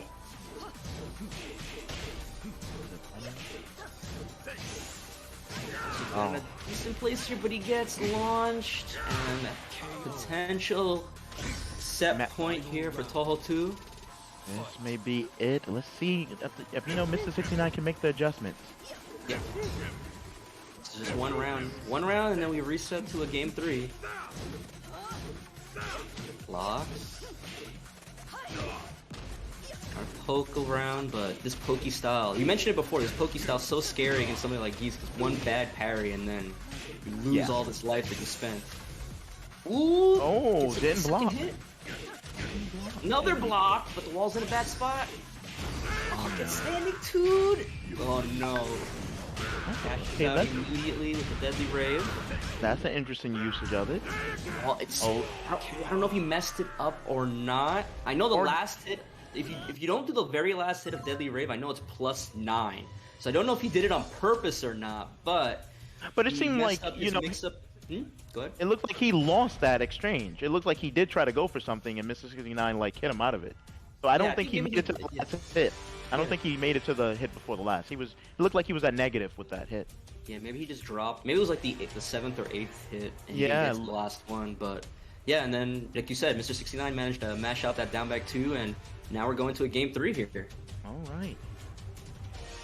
Good adjustments from Mr. 69. I'm noticing that he's keeping 1, out 2, 3, 4, 5, 6, 7, 8, 9. 8. Yeah, he did it. He just did forward. He did forward 1 into special cancel, and Mr. 69 just took his frames there at the end. Yeah. It was a weird exchange, but okay. We're one apiece. So this is it. Yeah, winner moves on to the winners finals against Leo Chavez. And you said loser? I think the loser goes to. They have to play Taz, who we played earlier with the Julia. Ah, okay, a Julia player. Now for Zafina, I believe Julia is a bad matchup for her, isn't it? Julia can stop Zafina with Party Crasher pretty easily. Yeah, I mean, it's a bad matchup in the sense that, the main mid that Julia wants to use, there's no weird Zafina stuff that happens to it. Mantis doesn't avoid it, or it doesn't down 3, doesn't go underneath it. So yeah, Zafina has to play real Tekken against Julia. But still, great movement from that character. Can back, if you place the elbow badly, one backdash or sidestep, you get the launch, so. Right. Good wall position here. I don't remember if Toho 2 picked this stage or not, but doesn't break the throw and loses the first round because of it. Oh boy, this is getting exciting. Staying at range 0, it seems that 69 just wants to keep, the pressure on, which is a little challenging because a reversal can come at any time, but he's doing well so far. I think he's doing a good job, like you mentioned earlier, just kind of staggering these mids now, trying to leave places open for it. Oh, full crouch low into the follow-up. 2 quick rounds, and now Mr. 69, he was 1 round away from being sent to loser's bracket, and now he's the one on set point. 4-4-4, gets jabbed out of something. I couldn't see the startup of it. He's got bad place for the wall. Okay, Toho needs this balcony break. He got it. He should be able to bring him to the other wall. He does. Full damage. Doesn't have another meter yet, but so much damage just off of that one tip. Power Crush again. That Power Crush from Zafina has been working out so well for Mr. 69. And now, sidestepping the fireballs, like you said, spending the Rage Drive. Parry. Oh, no block. Oh, not. I thought that was minus 14. Oh, but it doesn't matter. Gets the low combo. Another side wall and chases him down. And Mr. 69 takes that. A great comeback in a way because, a lot of the earlier game was definitely in Toho 2's favor. And, he stayed the course and, 69 pulled that out. Really, really well done from both those guys. Yeah, that down 1+2, the low sweep, the juggle starter, really working out well for him. I'm really surprised that wall standing 1 didn't punish there. And then there we see it again. He was just like, maybe after a while, he was just like, you know what? Let me throw in a little bit of the grimy stuff here. Maybe that's what I need to win. And it worked out for him. 2-1 over Toho 2.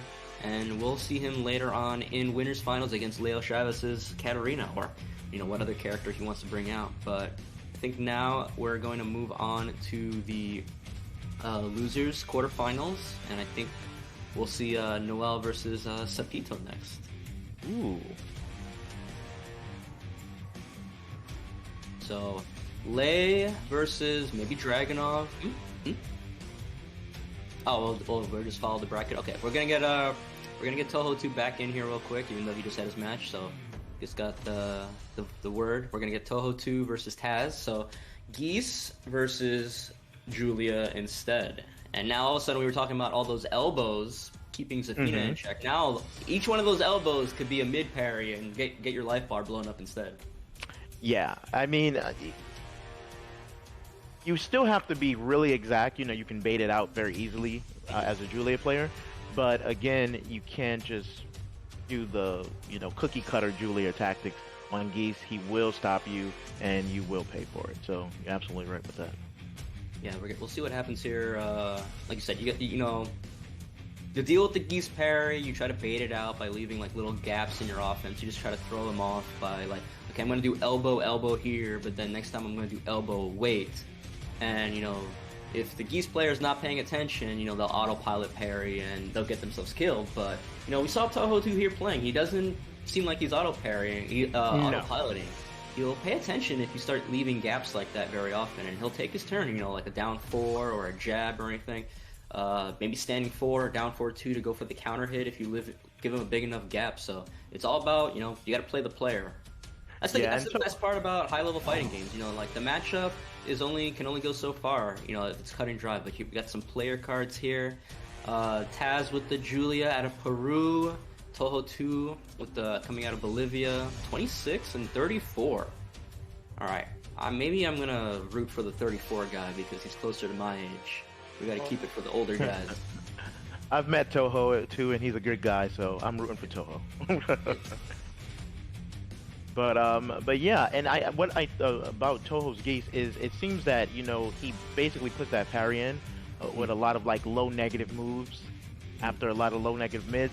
So it is a setup kind of strategy. He knows that you're going to most likely go for a mid or something to take your turn or put pressure on, and that's when that parry comes out.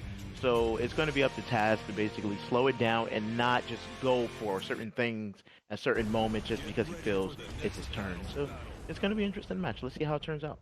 Yeah. Like I was saying, the coolest part about high-level fighting games is that you know your matchup. It's expected that you know how to fight the matchup, so you just fight the player instead. But instead of the Geese, we're seeing the Horong here. We saw the player card. His main was Horong on that player card that was prepared.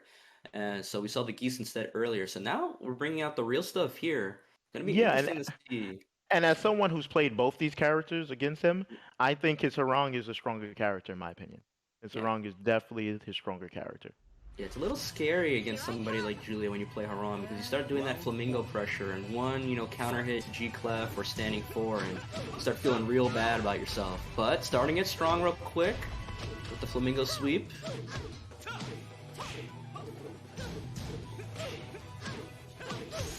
Taz had a really hard-fought match and loses earlier against Charles Yoshimitsu. Still from one mixed-up character to another. But gets the launch here, wall carry, breaks the wall. Gets downstairs and then doesn't break the throw. Perfect damage right there. Wow, does that do that much damage? Is that like a 40 damage throw? I thought it was 30 damage. Evidently it's 40. Like 35? Yeah. Did not expect 40. That was 40 for sure. Okay, the pressure is on. Cool. Clean down 4-2.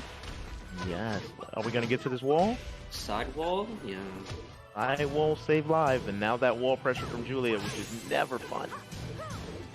Bow and arrow gets blocked. Nice block on the bow and arrow. Clean block, clean punish, one apiece. Oh, the switch step 2 counter hit should hit the wall perfectly, actually. Great wall awareness from Tab.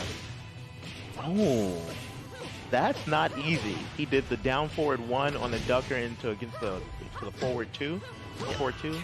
That's pretty impressive, especially online. That's very impressive from Tab. All right, good Tab. Forward 1 at the start, floats the orbital. I'm guessing he went for another clean wall splat, and then the win roll into low. Bow and arrow gets blocked again. This is a good opportunity. Good damage. I guess he's going for the Oki rather than... Lunge punch. Nice Good punish. Yeah. Good punish. Oh, and the tricky mid-low at the end. I don't think anybody's ever ready for that. I have no idea what that move is. So... I want to say the command is down back 2-1. It looks like the Beyonce dance or something. I don't even know what it is. Right here.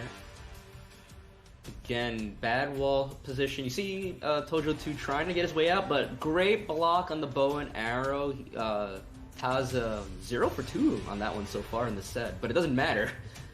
Julia's like, whatever, you blocked my stuff, it doesn't matter. Great punish on the Flamingo launcher, and then, yeah, down back 2-1, I think, is the command on that. Ah, down back 2-1. What doesn't Julia have? What doesn't that character have? Like, nothing. She has everything that she needs. Everything. Oh my. Like, the only thing that you can maybe do at this point is, like, make standing 4 not unsafe. But nobody punishes it anyway. When was the last time you saw somebody punish standing 4? I did it once by mistake. Yeah. It's negative 14 or something, right? Yeah, it's something like that. 12 or 14. But yeah, nobody punishes it. And Toho 2 is taking out the lay. Lay. Okay, we're getting the grab bag here. Ooh, the lay. Tekken God Prime on that too, though. Yeah, I mean, it's his highest ranked character. So when I played him, it was basically Geese, and I know he had a Harang, but he didn't. I don't remember him using lay versus. Alright, so game number 2, the Harang didn't work. We're gonna try lay here. Oh, G-Clef. Brave sweep. Get out of my face. And Sid Snake? don't call it Sid Snake. It's not. What's it called? What's it called? I don't know. Just definitely not Sid Snake. No. But he's sitting and he's making the snake stance. Oh man. I'm very snobby when it comes to the name of that move. But you don't even know the name. But I know it's not. Okay, what's the name of that? Okay, what's the name of the mid specifically? I have no idea. You can't say I'm saying something wrong. You're not saying anything wrong, you're just not saying something right. Okay, so Toho takes the first round, and now Paz is just real upset about it. Yeah, he's just saying Pressure City now. He's like, I'm just gonna go for pressure on Lei, which is a good tactic if you play Juliet versus Lei. Just keep the pressure on her. It used to be easier to get her off because Lei had an 11 frame Magic 4, but now that he doesn't, it's harder to get Julia off you. No, nobody's breaking that throw. There's the 4, gets blocked. Back to 4. Counter hit Razor. Oh, did not believe in Panther, canceled it. Nice low parry, can't kill off this, even if we hit the wall. The wall's in a weird spot too. Oh no, he went into Rage Drive, but he went into Rage Art and survived. Oh, the pain. I've been there. Oh, I feel his pain. That's where I would have canceled Panther, I think. Well, I mean, it's an 11 frame Rage Drive. You're gonna go for the 11 frame Rage Drive. Nice blue punish though. Should get the wall here. Just short, and another one. Trying to mash, Taz trying to mash away from the wall. Down 1-4. Nice low parry from the Panther. Just help forward. Rave spin, just enough to kill. One round away. Taz to move on into losers semifinals. Tojo needs one round to stay alive in the set. Let's go, my Lei brother. Come on. Wait, she has cancers now that I don't know about. So I mean, held back. Oh, one command throw, 4 for 3. But doesn't go for the 4 for 3. Oh. But doesn't matter. Another win roll low. And that's it. The Julia pressure, a little bit too much for Toho to overcome. But, you know, he had some good moments with the Horong and the Lei. For sure. For sure. That his Lei, you know, brought it down to the final round and was definitely cheated. Was definitely treated with Right here with the that rage rage art. Oh, that hurt. I've been there so many times. You know, this game has been out for a while, but there's always that moment that you forget about that mechanic. You know, you go, oh, I got this, you know, everything is in my favor, I got the wall pressure, I got this, I got the Oki, and then you just see that flash, and then you remember, oh, right, rage arts. And never Yeah, the thing is, like, the game is so far in its lifespan now that's like, you know, some people just play around the assumption that, like, it's rare that you'll see somebody mash a rage art. Like, you can go a whole tournament without seeing that happen now. So when it happens, you're like, oh yeah, 8 frames, you know, 8 frame armor, I get to survive, I kill you. So, you know, like, yeah, if you don't have, it doesn't happen as often as it used to in the first couple of years of the game's lifespan. Oh, yeah. People would just do it. So, yeah, now it's like you're not ready for it. It's like the circle of options, right? It's like, you know, all the stuff that used to work early, you don't do anymore. And because you don't do it anymore, people forget about it. So now you just do it again. So. Right. What's old is now new again. What's new is now old. But, you know, good game from both those guys. Taz did a lot of moves I've never seen. I didn't know what is that, 443 or something?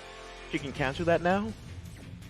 It's like a mid. What is that move? Back 3? Four, you know, like the mid kick that kind of looks like Marek's back 4. Yeah. She can cancel she can that? cancel the second hit of that string. Yeah. Why?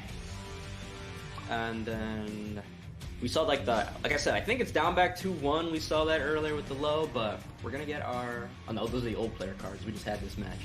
But we're gonna get Sapito Lei versus Noel. See right there, that's the Steve. I was expecting to see the Steve against Leo Chavez, but we saw Dragunov instead. We might see Steve against Lei. But 25 years old, Noel is. He won the Tekken Online Challenge Master event against Al Bell. Great match between those two with the Steve versus the Eliza. On the other side, we see Sapito 31 out of Bolivia. Both these guys from Bolivia with the Lei. Sapito's done some great stuff. I remember Tag 2, I think he beat JDCR or Sane or one of them in Tag 2 with his one of his Lei teams. Thanks. That was the first time I heard about him because I was like, it was like some Lei player out of South America beat one of them in Tag 2 when they went down there. It was like really. Yeah, I really was there. impressive. I was there. It was it was very eye opening. Sane and I both had our eyes wide open while we were there. Play Lei Ling like P Ling does? Yes, that was his team, Lei Ling. That's a really good Lei and Ling team, so I'm not surprised. Yeah. And that was also Tekken Tag 2 Lei, which is still the strongest best Lei. version? Strongest for sure. Not even close. I think. What about 6.0 Lei? Arcade not Lei? not even close. Okay. Just the tools that you know, Tag 2 Lei had was just ridiculous. All We're right. gonna see Steve versus Lei here. Trading at the start. Noel with the Steve. This is what I expected earlier, but I saw Dragunov instead. So. Now, if you notice, Speedo keeps doing back 2, and this is why I think this matchup is really decent to Lei. Back 2 is the high crush, and Steve needs jabs for pressure. So Really Lei has a lot of high crushes. He has a low high Nice crush. delayed hop kick punish. Yeah, it favors Lei if you play this properly. And that parry. That parry parries all punches and gives a stance option at the 17 frame. And you can basically just, you know, keep Steve at low negative and then just input that in. It's problematic. He gets real low against certain characters. He even evades some mids when he does back 2. Oh yeah, it's a good It's not like it's not a real crush because it's on a mid by mid basis. But yeah, that can be really annoying. And back 2 by itself, it's safe, right? If you just don't do anything. It's completely safe, yeah. Yeah, just like, you just treat it like a safe mid poke. And Noel answers back strong. Oh, tried to go for the hard combo, but missed it, but perfect. 4-4-3 catches.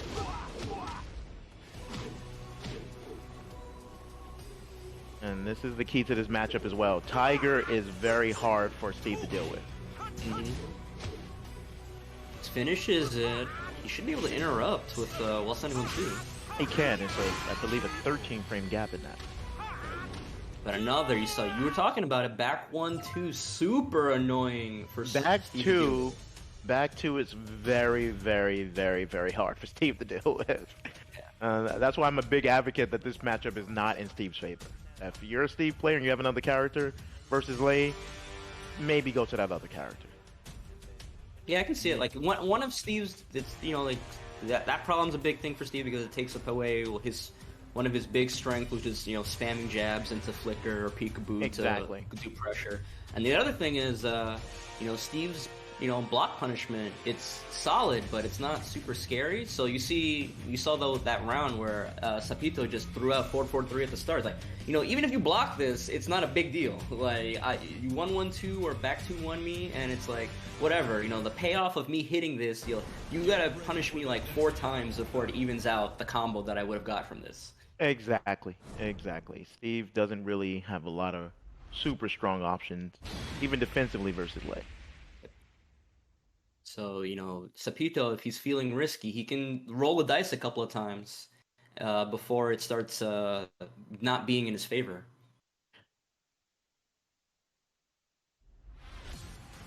Round 1. Oh, hello. Thanks for having me on King Spawn. The match has been really good. So, another launch at the beginning of the round for game 2. We're talking up Noel's Steve, won the Masters Challenge, but one game away from being sent home in 5th place by Sapito, but good damage here. Nice low parry. The wall's in a weird spot, though. Oh, this is gonna hurt. We do the jump. He goes for max damage. But then the second rage drive. And it I was believe a meme until they actually gave it to him, and now everybody hates asking for it. I believe that was a punish. Off of the up back 4? Yes, I believe that was a punish. Okay.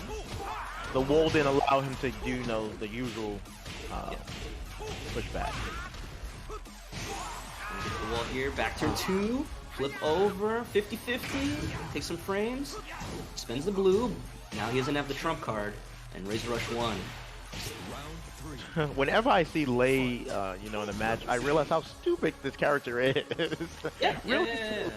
Really silly at times. Like your this options. character is really good at mixing you up and stuff. So when people complain about like his generic tools, like his jab's not great, his down 4 of 1's like that. I'm like, you realize this is the point, right?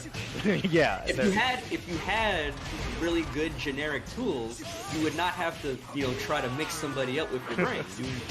You wouldn't be forced to be creative. Right. It's good down 4-2. You know what a good generic tool he has though? His down 4-2 is amazing. It's one of the best in the game. Has really good range, a super low hitbox. Well, the wall messed up the combo.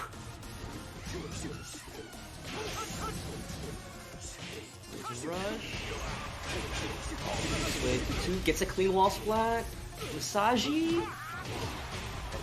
Rave spin. It doesn't matter how good you are, you will always rave spin when you have to. Yeah, I mean, it's one of Lei's best knockdown moves. Lei doesn't knock you down very easily. So it's one of the moves that Lei can knock you down. He gets pressure. Nice stuff, but not a big punish, and then responds right away with back 2-4. 1 round away from putting Noel out of the tournament. Punish with the wall standing 3, give me the damage. Hop into the wall standing 4. Like I said, I'm always learning something new when I see these guys play. Nice duck on the... Now he has to set up. He's going to set up the second hit of Rage Drive whiff. That usually means he's punishable, but he can't see the duck. Drunken parry. Snake Rage Drive! You made it clean! Oh, man. Yeah. So, just a heads up for all you Steve players. If you have a secondary, use it versus Lei. Use it. I mean, he has some good moments, but I could definitely see your point there. Like, even if it's not a bad matchup for Steve, it definitely is an annoying one. And I think one of the reasons why people play Steve in tournament is because there's a level of consistency there, right? You always expect your moves to work. And when Lei has these options that start chipping away at your consistency, and you start like doubting your options, then it's like, well, then Steve just kind of like turns into like a way more manageable character, right? Exactly. And Lei also has so many punch parries. He doesn't have kick parries, but he has a lot of punch parries. So for a character who can only punch, you know, it's not the most pleasant experience. Yeah, we saw the end of that highlight there, that Snake Rage Drive just evading, just that little backstep on the Snake Rage Drive, just avoiding the up forward one from Steve, and then clean wall splat there, and then that's all that Sapito needed. He is going to move on to semifinals, and he is going to play Taz a little later on. Are we going to see that match next, King Spawner? What? We're going to play that? Okay, we're going to immediately get into the losers semifinals. It's going to be Taz Julia versus Sapito Lei. Ooh. Now, like I said, if Taz keeps the pressure on Sapito, the Lei matchup is bearable, and it's, you know, in my opinion, it's in Julia's favor. But you can't allow basically a Lei to space you, Julia. Just because while, you know, she has good tools, most of her range tools are high. So you can kind of assume the high and, you know, deal with it accordingly. So we'll see how Taz approaches this. Or if Sapito, who is also a Ling player, who also, he has another character, it's skipping me, but he has other characters, so we'll see who Sapito actually picks. Yeah, the risky part about fighting against Julia, like you said, the range stuff is high, you know, running one or the lunge punch. People like to use that to get in, but it always feels like whenever I'm waiting, like for me, whenever I'm playing against Julia and I'm waiting for it in that space, they never do it. It's like for some reason, the way I play at that range, like, oh, he's waiting for lunge punch, I'm just gonna run in normally and just like, so it's like, it's really, you're playing this weird guessing game of Julia at range. But like you said, if you can figure out when they want to do lunge punch to get in, especially the space lunge punch, they love doing it because when they space it out, it becomes plus. Up close, it's like -2, I think, but further out, it becomes like +1 or +2 even. So like, if you can figure out, but the way Taz was playing against who's he? Toho. Against Toho, he was definitely playing that smothering. Once he got in, he was playing that smothery style where he was like, you know what? We're just gonna roll the dice here. We're gonna do win roll low. We're gonna do bow and arrow at the wall. You gotta guess. And Toho had some good guesses, but he couldn't keep it up. Yeah, which I think is the appropriate way to play that matchup. So we'll see the approach that Taz is going to have against Sapito too, who is a Lei player. So Toho too, Lei is one of his characters, obviously, but Sapito is a Lei player. So it's kind of a different mindset, and we're definitely going to see that play out, whether it's for his benefit or for his his downfall. We're going to just see that play out. Yeah, so it's going to be Julia, maybe Lei, maybe Ling, maybe this mysterious third character that you can't remember yet. We'll see. One thing that I have been noticing the longer I keep track of the South America scene is everybody's got characters in the pocket, and somehow they're all good. So yeah, it's the community thing. Back when I went in, 2014, everyone had like Eddie. Like everyone had like a pocket Eddie, and it was very annoying, and that character can burn, especially the Tekken Tag 2 version of that character. Yeah. Oh, how stupid was that character? But everyone had it, and it was like, I was like, oh man, this character. So yeah, the community loves this game, Tekken, and you know they play it, and yeah, they're all very good at the game. Okay, I see these guys getting into the lobby here. We're gonna get into this match. We see the player cards coming up on screen. We saw Taz earlier, 34 out of Peru. Sapito. Oh, we're beating the young guys, Dave. You're now the 30-year-olds. 30-year-olds are running dominant. I know. We're headed up there, Steve. I'm before you, but you know, same thing. I'm older than both these guys right now. You are older than both those guys right now. Yes, remember, experience over youth. Experience over reactions. Experience will win out. Now, if you're somebody, let's say like Anakin, who's been playing since he's 11 years old, you got both right now. He's still in his 20s. He's got the experience and he's got the youth on his side. But We'll see Which how is these kind guys of play out. unfair. I say boo to that. That's unfair. But let's see. This is going to be really interesting. We're going to just see the approach for both these guys. And I truly believe that Taz has to be offensive very fast. Because you don't want a lay player to be comfortable. The worst thing you can have is a lay player who like says everything I'm doing is working out. It just goes really bad for you.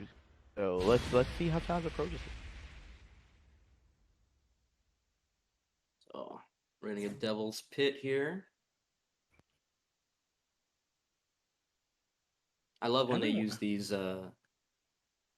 Vista shots. these Vista shots to like while we're loading into the game. Oh, is this a new addition to the game?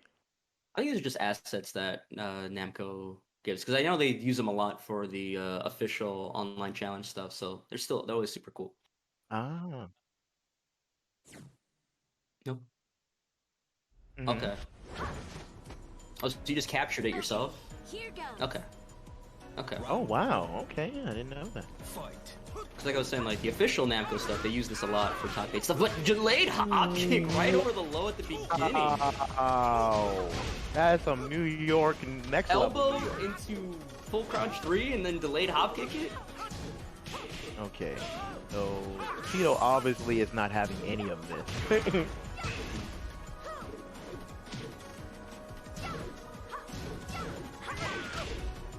Try the up 4-3 out of the pressure. But wow, things are whiffing. And Taz is not ready for it right now. Not yet. Let's see if he just acclimates to this match. But Ooh, almost got another punish. almost. If that was a 4-4-3, he would have been up. Counter hit. Hop kicks are just really working versus Taz right now. Goes for the Oki. See, if only you wanted the hop kick, you'd be having all this success. I hate hop kicks.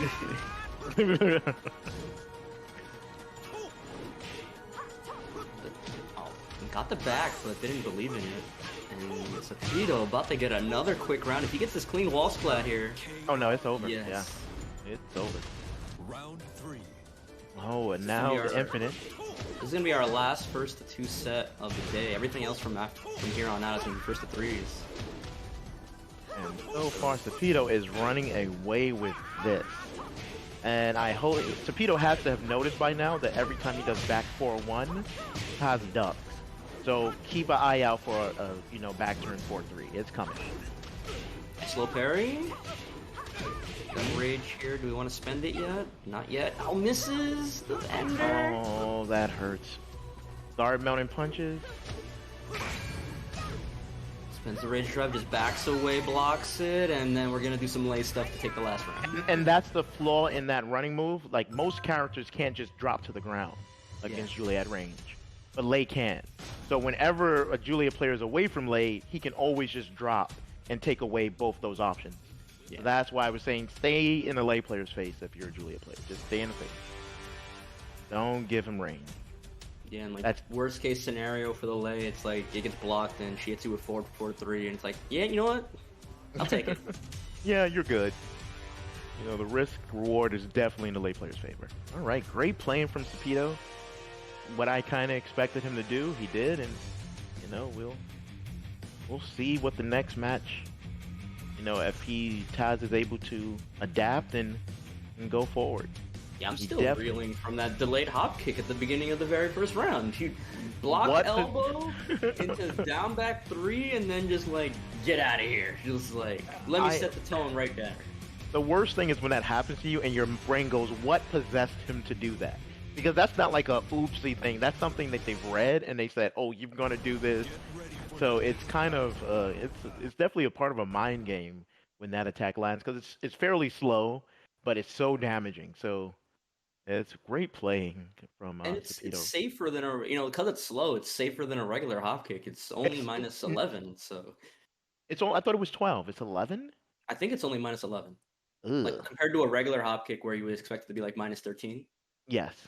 Yeah, so recent United States online Tekken, because I've been watching so much Jory Fury play. Seeing a Right. wild delayed hop kick I'm starting to. It's the novelty of it is starting to wear off for me. But yeah, yeah, that was a good one right there from. It used to be like a New York thing. If you were in New York, we did delayed hop kicks, and I would go other places and never see it. But that was used to be a New York thing. You know, our community loved delayed hop kicks.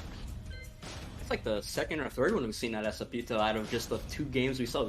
Noel, he blocked the Steve Stomp, the down back 3-2, and he punished that one with delayed hop kick earlier as well. Right. Which is, you know, once you get in your mind to do lays, what is it, while standing 3+4, it's kind of hard to get in, you know, a mindset of, no, this, I can, you know, neutral hop kick. So even the sensibility to do that is very impressive on Pito's part. We had to quickly remake the lobby, so we're going to get into the second game between these two. What do you think Taz has to do to make it back? Because that first game was a bit of a beatdown. Basically, he needs to revolve his game around Party Crasher and throw. The key to slowing down Lei is giving Lei more looks, more things to think about. And in that match, Pito only thought about things that he was going to hit Taz with. You need to let the Lei player think about more things. So I would say just put his base his game around Party Crasher, and also to throw him. He needs to bring that throw game out. Throws worked really well against Toho too. I remember the Swift Step one that killed. He didn't break that, and then he didn't break the Command 1 throw near the end of the set there. And then when I was watching him play Charles' Yoshi, there's a couple of throws there too. So maybe you're right. Maybe he does have to get into the throw game. And I mean, she has a 10-frame throw. I mean, it's 10 frames.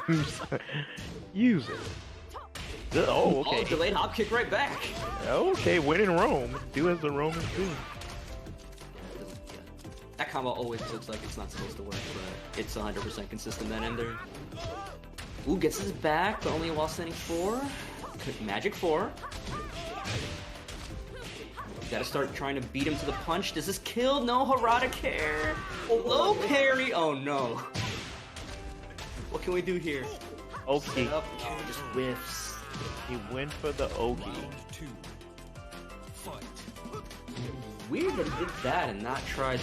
Maybe he didn't think he had enough time to dash up down forward 2 to go into Panther instead, but. You're right. Counter hits. Which is a great tactic versus a whip win roll. Just upward 3 it. Pretty much beats all options, so that was great thinking on Speedo's part, and we're tied. Can't let him get away. This infinite stage is not in Julia's favor. Can't let him get away. I don't like the way Taz is just looking at the stance transitions too.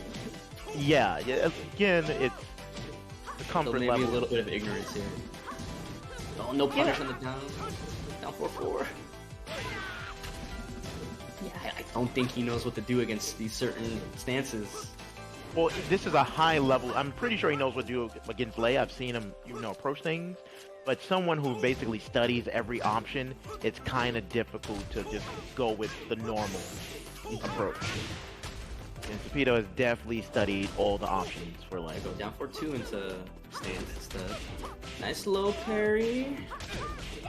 Can't kill yet. 8 seconds on the thing. 7, 6. Pito sees it. Oh, he didn't get away from the rage drive this time. And you know what's interesting? If he would have stayed down, I think that would have just nullified most damage anyway. It would have been 60% for most hits. Yeah, I think maybe he thought maybe the 4-4-3s were going to start coming out instead, and those do a bigger chunk. Yeah, maybe that's what he was planning on. Finishes it, no duck. Not a lot of damage though. He's getting away with 4-4-3 a lot as well, so. Yeah, I know, like, basically for Julia, it's like down forward 3 punishes all the options. Yeah. Besides finishing it.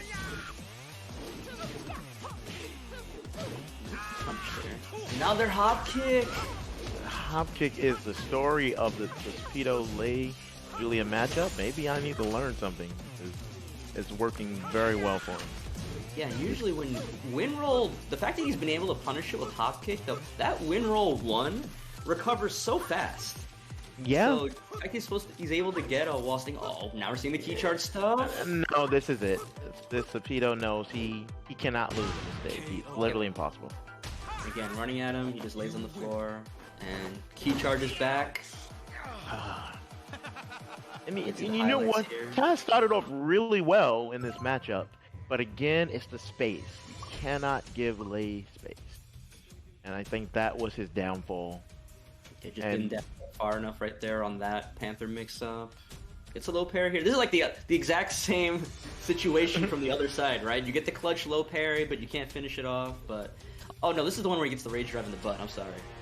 Tried to get away with 3 seconds on the clock. Just challenging with the hop kick over and over. And that's another good thing. It's just most move cancels are very, very negative if you cancel the move. So I'm talking about like negative 15 and up. Yeah. And he just took advantage of that. You know, just the knowledge of that. If you cancel a move, generally it's very, very, very Yeah, good. you just have to be ready for the cancel. Exactly. So it's more of a mental frame advantage than it is anything else. But really good set. impressive. Yeah, impressive to him. He is going to move on to losers finals, and he is going to play the loser of a winners final set here. It's going to be Leo Chavez versus Fate's Mr. 69. We saw the Katarina and the Zafina out of them earlier. We'll see what they bring to the table this time. Ooh, I'm excited. I gotta see how this one ends. It's no spoilers.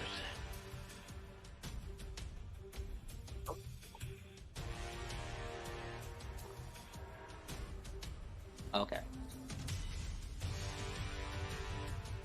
Alright, we're gonna swap commentators right now for our last few matches of the night. It's gonna be winners finals, losers finals, and grand finals that's left. But I wanna thank the community for having me and for having my buddy Exalted on the mic. Dave, it was a pleasure as always. A pleasure, man. A pleasure. This was fun. And we're gonna take a short break. When we come back, it's gonna be the last 3 sets of the night. We got top 3 action going. Stay tuned, everybody. Woohoo!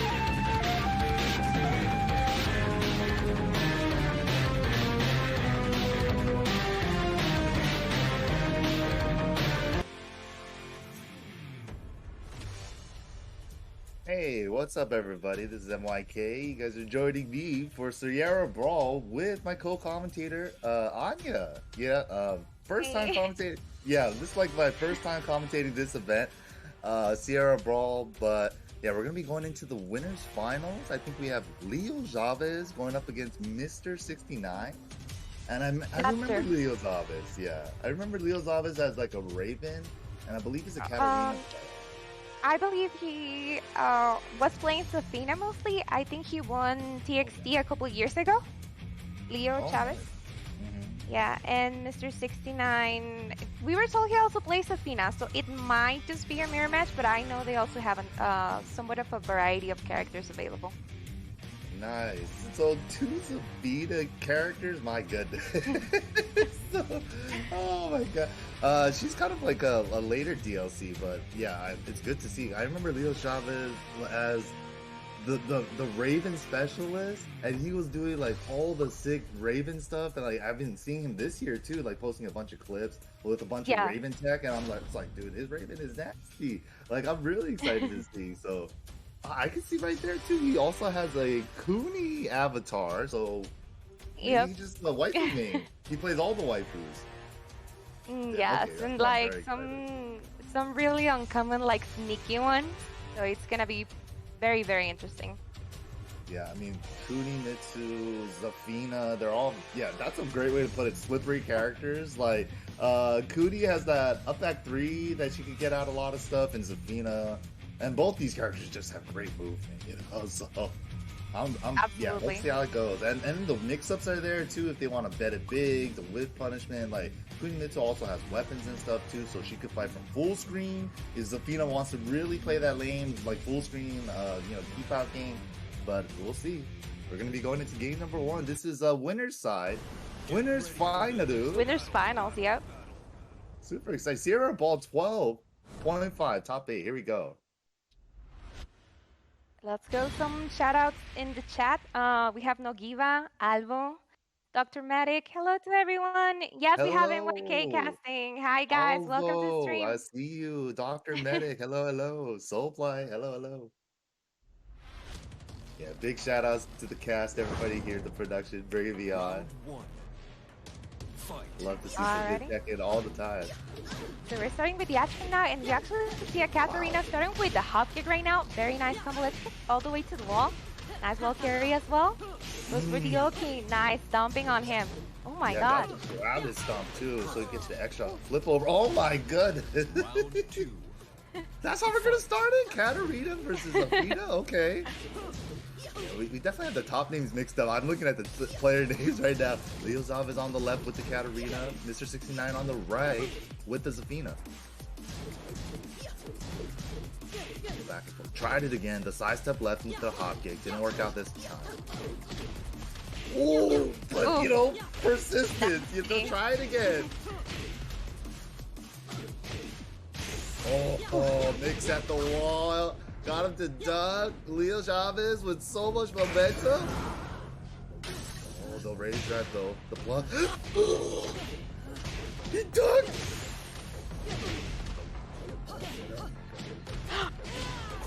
Wow. Oh, come back. Very, very nice. God, that was some very sneaky stuff. Yeah, the jump over. That was crazy. Oh my god! The whole sequence there after the rage drive all worked out for Mr. 69. Oh, I think that was a Lost Anyone too. Got the full cross jab instead. Ooh, very nice side block right there, and with the hop kick. Dude, Leo Chavez has like just this great movement, but Mr. 69 finding some openings, gotta get a kick there. Ooh. Just out of range for the sweep, nice. Yeah, he was out of range, definitely. Nice punish too. Look at Karina's wall carry. Just short of the wall, yeah, just short of the wall though. He was trying to get it there, just get the flip. Didn't get quite the wall that he wanted, but the pressure building. Oh my god! With the low kick. Dude, Leo Chavez did not let up. Oh my god! But this other side of hop kick. Honestly, this strategy is working out great because the sidestep left right there made the match just down 3-1. Even though the low hit, the second part just completely went, so the hop kick was still guaranteed. Oh yeah, my god! Oh my god! This is how you defeat Athena, huh? Just sidestep left all day? Yes, I said left hop kick is working pretty well. Nice! That should be the round. Let's just get the combo. Yep, let's go. Dude, Brazil showing up. Leo Chavez right there. Just great movement. Honestly, just nullifying all of Mr. 69's offensive pressure. Like, everything he wanted to do was just like, he sidestep blocking everything, and every time I go for a mid or a low, it's just whipping and I'm getting hop kicked. Yep. He's ready. He knows when to do it. Yeah, and even when Mr. 69 and right here with the cross, that was such it. a sick comeback. Such a sick comeback, right? Even though he didn't get the raise drive, everything else afterward was beautifully placed. Good sequence, but the rest of the match was really Leo Chavez's neutral, the pressure, and then also the defense too, like the side step left, making sure like not letting Mr. 69 start anything else. Yeah, very, very neat play by Leo Chavez. And right now we have more comments in the chat. I don't know, chicos, si tienen alguna pregunta, si quieren saludar. From SoCal, yeah, Southern California, LA. But yeah, this is sick. All right, we're going back, and we actually have a stage pick here. So that's one of the smallest stages in the game, if not the smallest. Mm-hmm. Oh damn, we got the stage transitions too? What? Yeah. Fight. That's it, okay. Careful, you need to interrupt it. There you go. Yeah, second and third is definitely a free jab punish. Oh, the steps again. Yes. Even though he got tagged by the down three, he's like, I'm not worried about the follow-ups. The follow-ups are still gonna miss. Yeah, he knows the matchup. It shows he knows when to do it. Stepping. I like the homing attacks now. Mr. 69 using the 4-4-2 and the down 4-1+2, where he's stepping. But Leo Chavez answering back. Yes, the sweep. And with the rage art, Mr. 69 is gonna take this down. Jesus. I love it. I love it. I love what I'm seeing right now. This is beautiful. They're swinging. Woo! Good place sweep there. Damn. He had to earn it too, because he had to shut him down from stop stepping with those homing attacks. That was a really well placed 4-4-2 to start it off. Definitely. Oh my god, dude, again. Every time he goes for the autopilot offense, he's got to stop. He's whipping, making everything whip. This movement, man, it's so good. Yeah, there we go. The 4-4-2s again come back out. But oh my god, that almost whipped. This is getting crazy. Oh, that one area full crouch, got him with the mid. So crazy, so crazy. But dude, I love that Mr. 69 is still challenging, but it's like he does safe move, and then he makes Mr. 69 want to swing back, and then he already has the side step queued up, and then he has the hop kick ready as soon as he whips. Yeah, now the homing attacks again. Yeah. That definitely track right there. Oh my god, the hop kick, okay. Switch position. No, we cut he's not the one just with the hurt so much. Oh my god, she was stuck. She was stuck back turning stance. How unfortunate. Okay, nice block. Oh, he had the lock. Again with the sidewalk. Oh good, he gets the spin. Dude, the way he's shutting it down, this is so impressive. Oh my god, the big whip on the parries. Too close to the wall spot. Yeah. But gets another one anyways with the mid wall combo. No hop kick for you. We traded. Oh my god, with a trade again. Dude, again. I think Leo Chavez 2-0. Wow. This is first to 3 though. Absolutely, winners finals. You guys know it. First to 3 action here. But I'm so impressed with how he's shutting down Mr. 69's option. And he's like, and Mr. 69 is not catching on to his game or nothing. He's using the homing attacks and stuff, but it's just like every time he wants to go for a simple poke, he's getting set up to whip, man. Yeah, he's doing very, very well, but Leo Chavez is just one step forward. Yeah, it's super solid. And then Mr. 69 is trying to go for these sweeps to track him or like change the timing, but then he's blocking those things too. It's like it's not just that he's just like blind sidestepping left all day. His defense while he's stepping is there too. Like this is super good. This is super good. Yeah, shutdown of Mr. 69's game plan. Okay, so we got some people wanting to say hi to you on the chat right quick. Hey, Nogiba how's it from going, guys? Nicaragua. We got Leog from Spain as well. Shout out hello. to Market and Rusty right there on the chat. Albo also wants to say hi. So that's what Hello, we got hello. here on the chat so far. I hope you guys are enjoying. Albo, I see you guys. I see all you guys. Full Alright, so blind. we're I'm going not to quite video sure. stage. Yeah, you're gonna have. I think the best streamer you could probably ask, you probably Rip for that one. Yeah, I'm super. Oh my!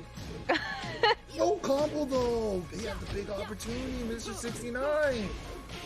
Dropping a big opportunity there, and you gotta get the damage when you can because this could happen really quick. Whoa. From the corner now. And the wall part didn't all connect. Down for 1-1. The spacing on the wall was a little weird, but Careful there. oh my God, Leo Chavez, just so much momentum. How can this? Dude, it just seems like Mr. 69 can only use homing attacks. That's how he's making the match feel. Okay, gets the counter hit. Definitely, nice launcher. Big.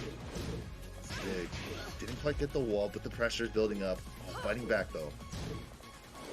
Ooh, a little bit of a whip. Doesn't get the punish. Now he pushes for the wall. Oh, that's a bit whip. Let's go with the punish. Nice. Dude, the pressure was the combo. building up. Went for the reversal, didn't work out. Paying for it, you. Oh, and the throw. Yeah. Oh no. Oh my God, he's just 1 round away now. That boy, yeah, Leo Chavez looking to get into grand finals Nice really punish with the quickly. 2-2. Oh, he got the float. Missed it just by a little bit with the hop kick again. Oh my God. It's not fair. Just let me do a down forward one. Oh, that was so good. Running Okay, kick. okay. No chance. There's still a chance. Okay, gets the conversion. Nice. Get the damage where you can. And then wakes up, blocks the low, but still not over. Just gotta pick your spots. Now got the rage. He's with rage now, yeah. Oh my God, Leo Chavez is 3-0. Jesus. Oh my God. You know, I can't even blame him. He played that to the T, right? Like Yes. the way he shut down Mr. 69 on everything was just like that's how I wish all my sets went in Tekken. like he just made it look so clean. He just made it look so clean. It was very, very neat. He was definitely ready. But Mr. 69 is not out. We're actually going to be seeing him again for losers finals. He's going to be playing against Tapito. Tapito, he was playing earlier with Lei. He's a Lei main.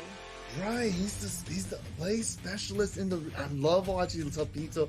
You know, honestly, the super character specialist players, right?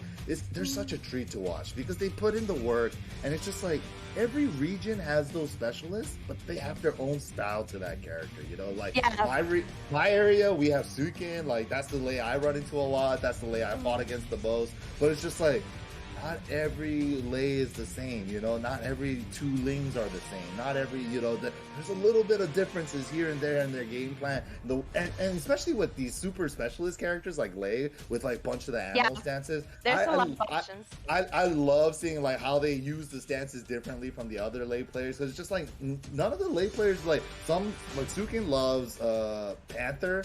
Because that one has a low and a mid launcher that's pretty safe. And then also the other one that everybody knows, Tiger, right? With the 50-50, with the 2-2, or the 4 that's a launcher. And I think those are the 2 scary stances. But the real creative lays, they get really extensive into the move list and do every stance and find a use for everything.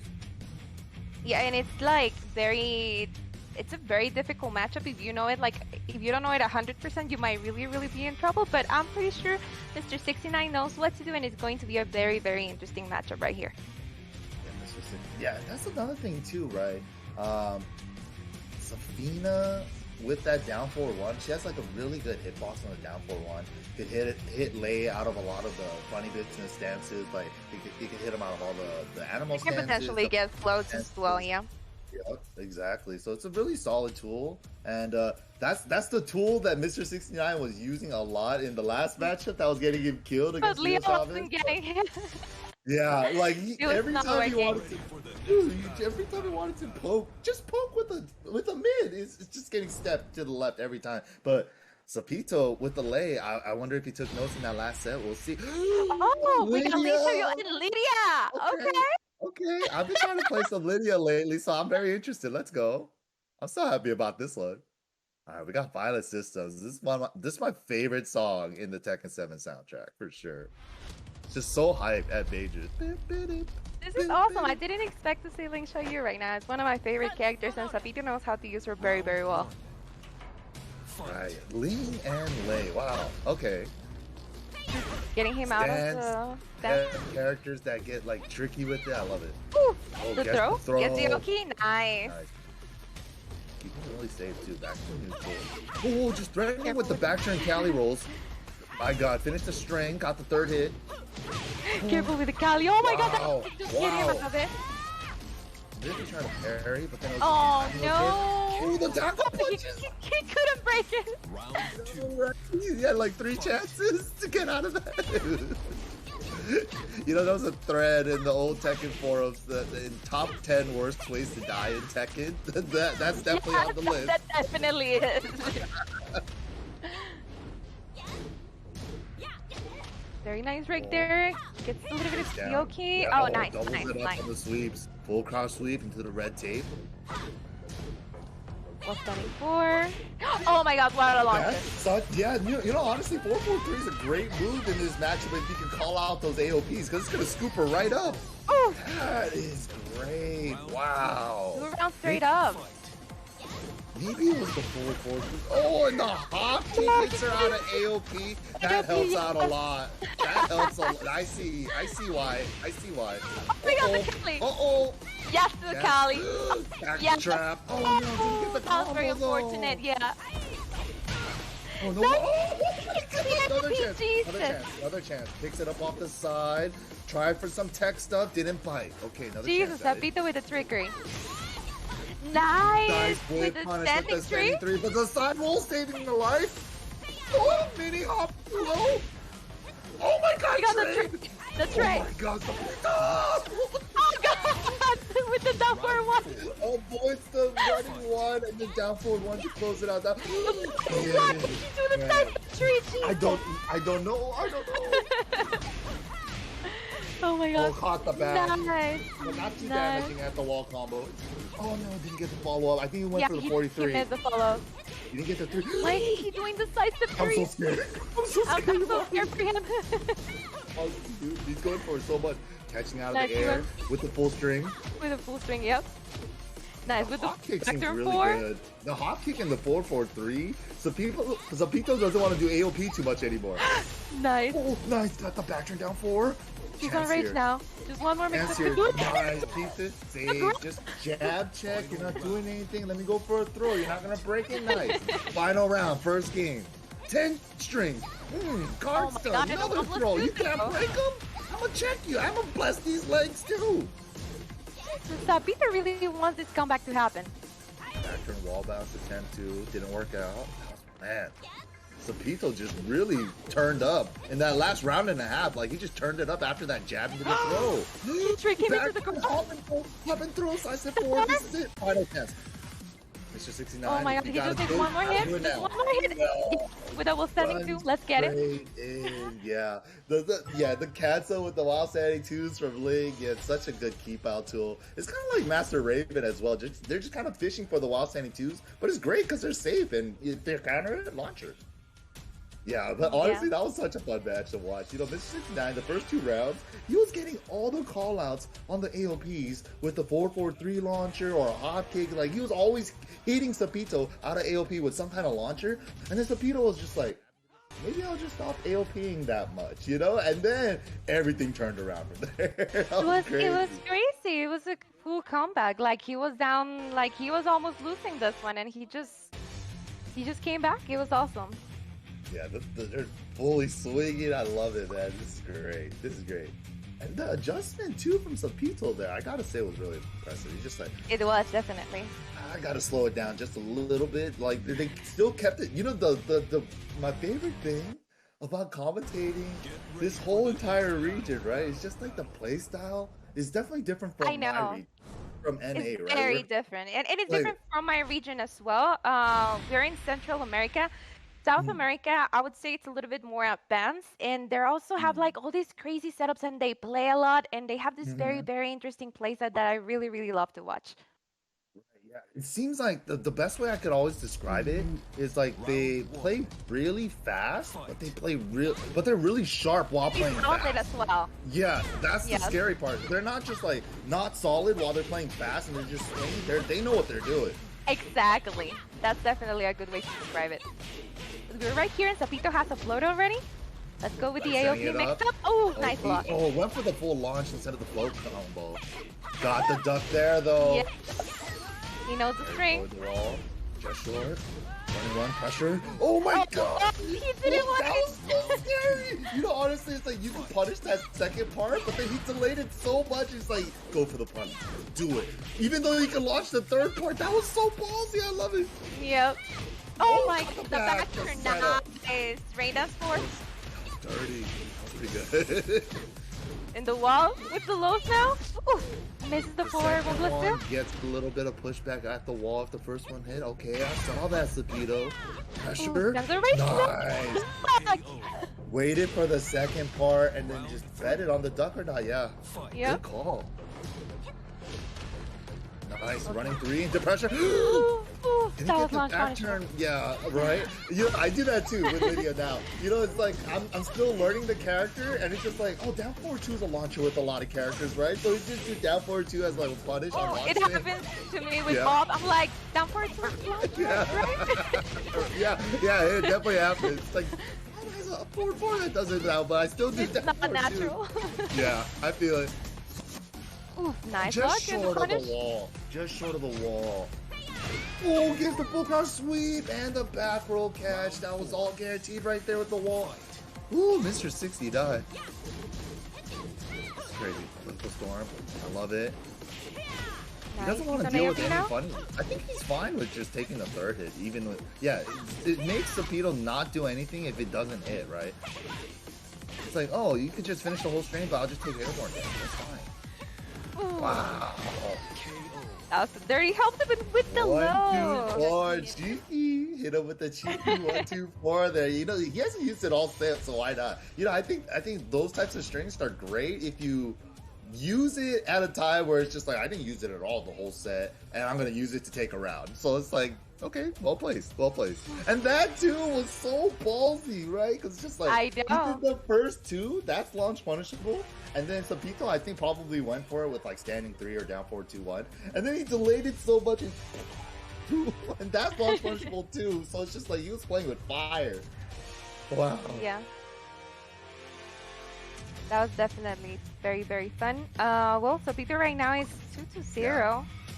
Dude, yeah, that's I what we think said. Mr. Sapito's 69 is player, playing right? pretty solid too. Is he just like, he's almost there but not quite. I wonder if he's thinking like a step ahead, you know, like if he's thinking like, maybe I can make it back to grand finals, maybe I need to warm up this character, maybe I need to warm up my Lydia, you know. It's like maybe sometimes I have to think about that for players' mentals too. You might see another character right now. Okay, no. There it is. Yes, the lay is here. You see it in his handle too on this Steam name, Sapito _lay. All right, let's go for it. Damn, we got these transitions though. Brimstone. and Yeah, it looks fire. very Or is beautiful. this Devil's Pit? I don't know. There's so many volcano stages. They all start looking alike. Wow. Pito. Wow, trying to go for the lockdown strategy with the razor rushes and the 1-2. Ooh, trying he to didn't tame wait. the beast. Yeah, the second hit. And it's only -12. So Ooh, good. nice hop kick. Let's go for it. Oh, Oh, he missed the Off the combo. ender. I think he was setting up for the after screw with a stance or something, but just didn't get it. Oh, caught out of the air, didn't get the conversion. Oh, good backdash, didn't get the clean it, but the political storm That string is good. so dirty. That string is so dirty. 14%, you just get the whole thing natural. Oh, out of the air. Oh my god, your toes. Oh, could have launched. Woo! Woo! Oh my god, the This sleep is in working return. out. No, Sabito with the launcher. Jesus, that should be it. Oh, okay, he's gonna close it up with the Ray chart. Yeah, we definitely need to update the score. I believe the score should be Yeah. 1-1. Yeah, it should be Yeah, 1-1. we got a little bit confused for a moment right there. Yeah, the link to delay. There we are. Alright, there we go. It's all good. Thank you, chat. Thank you. Oh, careful with those Oh, mixes. hop it back. You could have more. He had it back turn. Good block though, but just a small punish, just the last thing he wants to. Caught him trying to Launcher move or again? something. Yeah, the running 3. Not even Got it? 4-4-3. He did that running. Wow. Oh, he blocked it. That is Unfortunately, he couldn't punch with the wall standing 4. So he went into snake 2, into the 3, and then it had pushback for the. Wow, that was sick. Oh wow, he just started straight up with a launcher. Tiger. Oh god, that is scary. That's a little bit. No, he dropped The it. angle Okay. wasn't right. It's The okay. angle wasn't right. Yeah, it was off axis. Oh, he got the political storm. He's still in this. Jesus. Sister 69 still alive. Careful there. Oh, the razor was into the low. Why? That was the 2 version. That was the one that was gonna do the guard stud, but then the first one whipped, so still worked out. That was great. That was great. Damn. Okay, 2-1 now. Sapito's 2-1 now. favor. But we saw Mr. 69. Like we were talking about it before we went into the set, right? We were talking about the Zafina originally because that's what we saw in Winner's Final. Is it time for Zafina now? With his life on the line? Ooh. Maybe. I mean, these two must know each other pretty well. Right. Yeah. There's a reason why Mr. 69 started with the Lydia, but let's see. That right there was so sweet. Yeah, like the low after the mid hit, it was just like the wall created pushback for Lei. So Lydia's wall standing 4 just whiffed. That was yeah. sick. Oh, Nice. right there. He went for the low, and it worked. It just worked. I mean, that low is launch punchable, but it really is just a 50-50. You gotta guess. You could try to move before, but you at the end of the life bar when you have nothing, you can get tagged by one of these. Pretty before. scary, yeah. And we got Sabine actually. You called it. And the random select on the stage too gave us Soup the smallest wall stage. Okay, this could be chaos. This could honestly be chaos. All right, here we go. Safina versus Lei now. Mr. 69's tournament life on the line. Oh, and Tapito with the launcher. I gotta say, his game cracked me up. 69. Oh, nice with punish with a standing 1-2. Not very good. Spikes him down. Tries to hit him with the Oki. Jabbing the down back two. I love that down back two try. No duck on the eye, but he has like 2 mid extensions. I don't blame you. Yeah, I would be scared too. Oh, plus 19. What are you gonna do with it? Oh, just goes for a mid frame check, but he didn't bite. Back to neutral now. Razor rush. The cringe. It could have been anything. So scary. Ooh, that's a punish. There you go. Interrupt that. Let's go. Nice launcher. Yeah, that's a power crush and a launcher. This is so scary. Oh, catches it in the back. What happens in the? Okay. Okay, yeah, that was a weird interaction. Okay. Oh no, this time the mid. Oh no. Tournament live. Mr. 69. Oh no, not again. He keeps missing that. He's trying to use it as a whip punch, just not getting there in time. Oh, that's the back, the whole thing. Nice. That's a lot of damage. Alright, back to the neutral space. Doing really good this round. That could have been punishable, but just, back to neutral, contrling it, just kind of slowing it down. That too? Yeah, could have float, but whatever. Just get the throw. One more hit. Please. Oh, okay, okay. With the squid. So scary. The squid, that's a good name for it, the squid. We call it the Dulcim over here, or like the tiger shot. Very, very nice block on that big low. Gets the wall perfectly. Sets up the stance. Whoa, get out of here, Hopkins! That was definitely a counter hit. Athena hop kick, I love it. The Russians Russians are are low. working a lot, but all these, yeah, the squids, yeah. Launcher again for Zapito. This could be depending on the wall. Nice. Oh my god, no. Left more hand kick, sidestep, dude. Zapito with the lane. That was impressive. Didn't even matter if you switched to Athena. My lane got it. So we're going to be going into grand finals with Zapito now, going up against Leo Chavez. Leo Chavez, this is going to be very, very, very interesting. I want to see how his sidestep tactics work like against Zapito. All right. Yeah, the way he was moving and shutting down Mr. 69 with those sidestep lefts, it's actually, because Athena wants to check with the down forward ones, right? Like the down forward one, she has a couple strings after it too, or just a single down forward one's really good, but not good if you have great movement and great timing that Leo Chavez has displayed in the winners finals.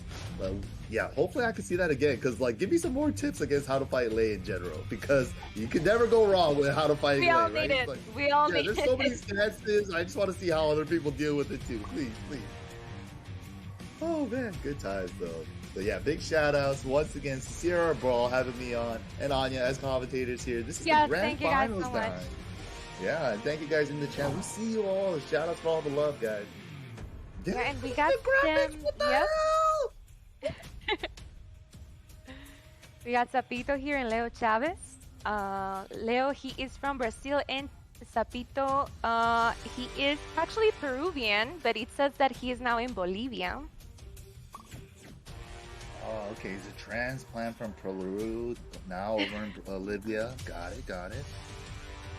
Yeah, and main character Lei, main character Katarina, but we know that Leo actually has other characters. Mostly he uses Athena and Kunimitsu as well, and we saw Zapito just with Ling Xiaoyu, so let's see what they choose right now. That's so sick. Leo Chavez is an actual member of the Tekken Force. That is pretty awesome. Dude. Oh my god, and the Master Raven! You were just saying earlier. Right. Okay, I want to see some combo video stuff. This is what I wanted to see. I wanted to see the Raven. Let's go. We didn't get to see it in winners finals, but we got a chance now.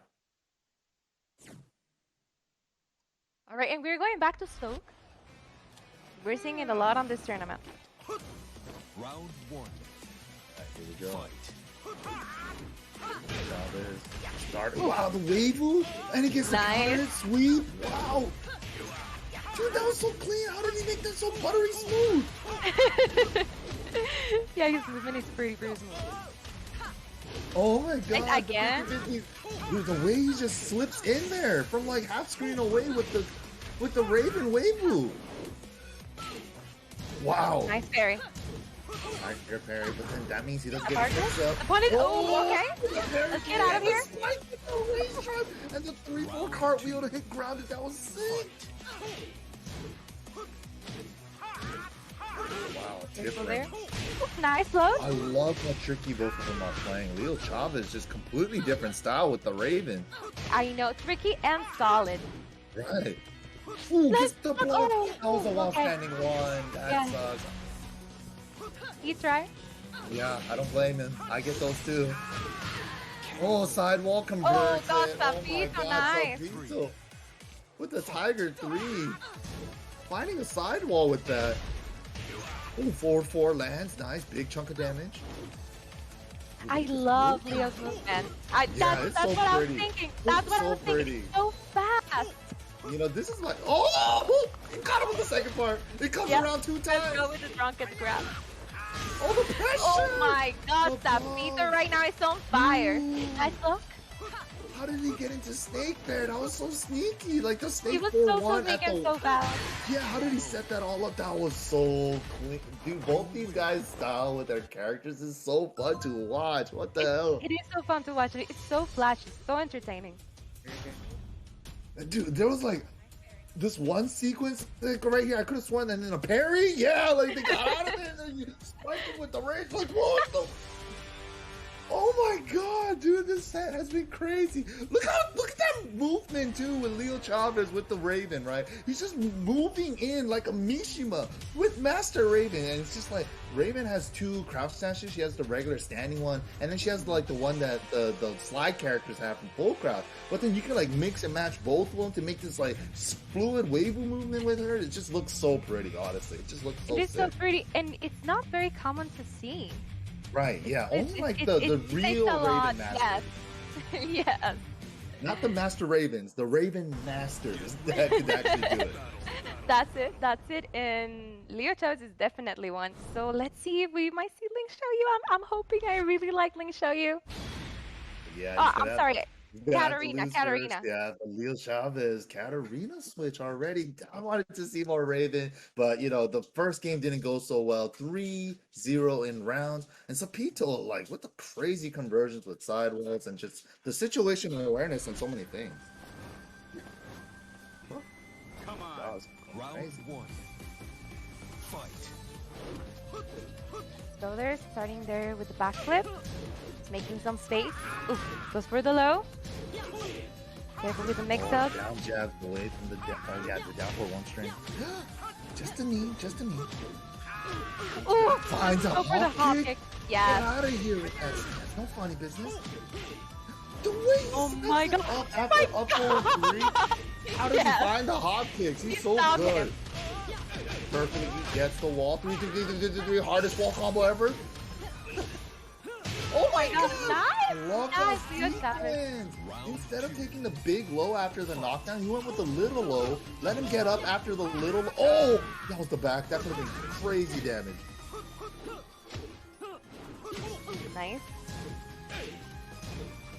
Down for one. Down for one. Oh yeah, we're getting that. We're getting that playstyle again. The down for one. Side Oh, I step know. up. Find the He just got him up with the hop kick. Yeah.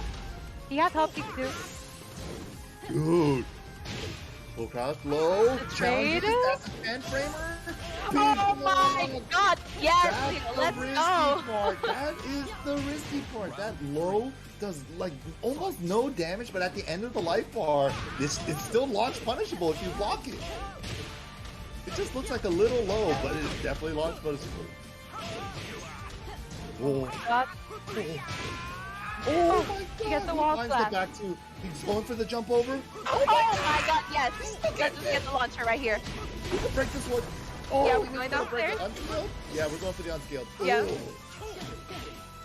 Oh my god, Tapito. Oh no! Side step hop kick again. I step left hop It's not kick. gonna kill. Should be enough. I think the scaling is enough. The life bars, yeah. Yes. Oh my god, the Leo praise by Leo Chavez. Chavez. He just makes these hop kicks look like really high tech. Like it just You it know looks what it beautiful. is? Like his timing with this character and the sidestep Yeah. lefts, like when to do it has been perfect. Like it's just like Sapito was stuck in stance, hit the low, and then went for a safe mid, and then Leo Chavez was like, nah, just sidestep and then launch you Yeah. for it. Dang, and that's been happening so much, but Sapito has so much tech too. I'm seeing all the tech all over the place. Like he's always like somehow when you're waking up, he ends up in snake dance. We saw forward 4-2 as a wall combo, and then ending with up forward 3, and then he sidesteps as you tech roll, and then he's in snake dance afterward, and then he can apply that new snake mix up. So yeah, it's been fun. It's been fun. Yes, definitely. And I think we need a little bit of a score update right here. I believe it's Leo 1 and Sapito 1, Both right? won. Yep, both won. 1-1. Are we gonna see the switch from Sapito though? Anya did ask Maybe. for the lane. Are we gonna get to see the lane? Hopefully. No. no lane. We got Sticking lay again, it but out with the lane. that's pretty good too. And no stage select either, just straight to the infinite. Okay. Yeah, and it was random. Yeah. Right. In the grand finals, I always feel damn. That's a classic like arcade player, you know, just like yeah, let me just play. I know, I would be scared. I would pick the stage. Right? I would. Yeah. Nowadays, definitely. Okay, Sapito starting it off though. Oh. Oh my god, so much momentum on Yeah, that was a Sakido. big chunk of life. The air battle, up back 4 versus the running 3, that was cool. Noel, hello. See you guys. This Razor Rush is just really working out. Nice float right there by Leo. Colin, yeah. Oh, good. okay. Leo's timing on the challenges and the steps has just been on point. That time challenges with the long range low because he's in Tiger stance. He could only parry eyes and mids. If he wants to block low, he has to cancel the stance. Wow! Whoa! Good challenge. Whoa, Good yes, timing, good call. honestly. Setting up for Tiger stance again. Got the throw. Mix up. Oh, where's he going? Oh my god, what a blow! What a blow! Oh my god, he went too big brain. He went way too big brain. Oh man. That was unfortunate. Yeah. He could have just kept it simple, but he wanted the guard stud. The way he's approaching, just single Razor Rush and then delay. Going maybe. for it. I don't know. He's really changing up the timing on the Razor Rushes here. Oh. Oh, Okay. the hop on the Oh full my kick. god, Tapito again with the hop kick. Dude, he has a magic hop kick too. They both have magic Yes, hop kicks. they both do. You guys heard about magic 4s? These are magic hop kicks. Magic hop kicks, definitely. Nice launcher again by Tapito. He's going for a Setting it setup up. here. Yeah, they're not Oh. falling for the setups. I love this. They're setting him up after Yeah, the they tech, know. throwing away some damage, but they're not biting on the setups. I love it. Nice, stopping the Because Stopping they Leo right there went with for the the big low. Oh my god, the challenge too. He's like, I will take the trade. I will take the trade with my while standing 3. Oh, the range wasn't Oh good, my but God, he that finds point us. Yeah, Jesus. I was just explaining that situation because like he keeps getting hit by down 4 3+4 from Katarina and challenging him with late 3 while standing 3 because it's a 10 frame while standing 3 and it sparked and he's like, I'll take the trade, right? But then right there, I think Leo caught on and then he was just like, I'm gonna wait back. And then he was just like, I know you think you caught on, but I have you right now. I'll wait your wait. And then I down forward 2 after you thought you could come in again. Oh my god, that was good. That's pretty good. And we're still on grand finals. So Sapito right here is Yeah, on this losers. first He would set. have to reset. He would have to reset in order to actually win the tournament because Leo Chavez still has 2 lives in this tournament.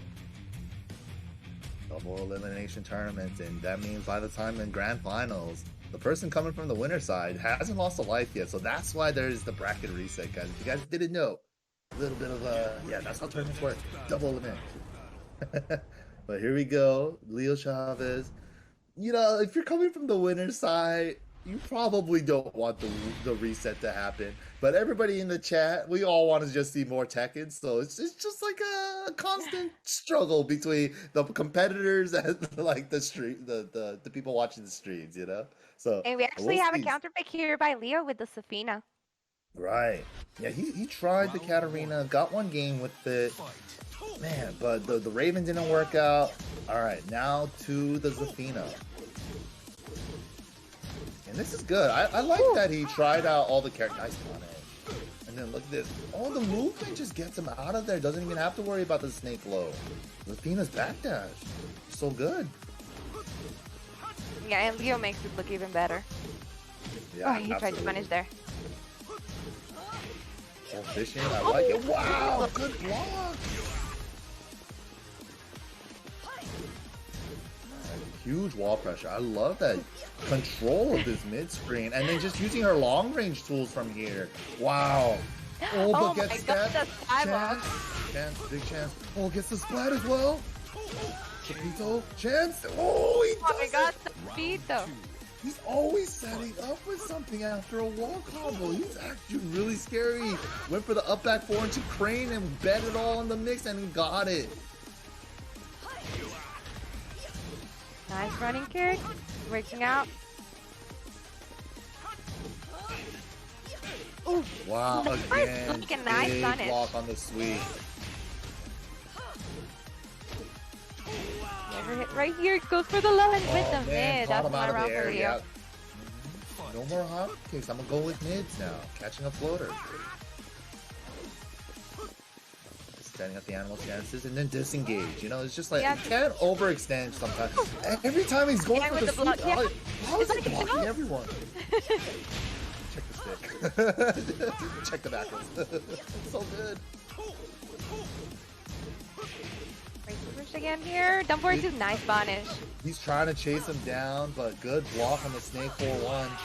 Sidewall Oh, trying to nice just keeping string. it safe and keeping the pressure going from the stances. I love it. Because the sidewall was going to come into play. Oh, he had it, but he did the second hit, so he's not going to get a combo. Ooh. Finds a back turn down one anyways. Flip over. We're setting him up. Oh my god. That's a scary. lot of damage. Nice counter Gets hit. the Mantis too. Oh, He guessed it. He punished with Blocks Boston the for it. That was wolf it. on wake up. This is it. Yeah, the score is definitely backwards too. This is Leo Chavez. Yes. Sabito looking to reset it right here on this round.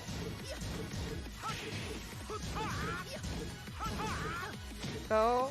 1-1 lockdown. Oh my Oh god. my God. That's a safe one, Watcher. That's a safe one too. Mantis down 4-2 is safe. Nice. Careful with the mix Good up. block. Nice fucking The punish. Panther 1-2 block. Dude, Leo Chavez on point with these low blocks this game. Finds the 4. Gets the wall. Yep. Oh, didn't get the catch. Jesus. Doesn't matter. He got the wall setting 1-2 anyway. Oh my god, little scrambly at the end, but Leo Chavez did not want the reset to happen just yet. The score is now 2-2. This is crazy. Yeah, 2-2. This is grand finals. Shout outs to the chat. We got Ekimik, hello, Mael as well, Roll. We got La Maldita over there. Hi guys, I hope you guys are enjoying the matches so far. Yeah, good Tekken, man. Honestly, this has been really fun. Leo Chavez showing all the characters they've been pulling out too. They've just been killing each other, caught him swinging at the end into the wall, sending 1-2. Yeah, and then we're gonna go into the final game of the first set now. Is Sabito gonna be able to reset it? Will we get more matches up on stream? We'll find out right now. Yeah, this could potentially be the last one, or let's see if we get the reset. I've been really enjoying watching Sabito play, so I kind of want the reset. But then I know. if I'm Leo, I'm just like, I don't want the reset. Just end it right now. I'm going home. You know, got some food after this. All right, here we go though. All right. 2-2. This is it. Who's it gonna be? Brazil or Bolivia? Oh, okay. So we just went for late and soak again. Just all random on the stages. Yeah. It's like it's arcade style. Okay.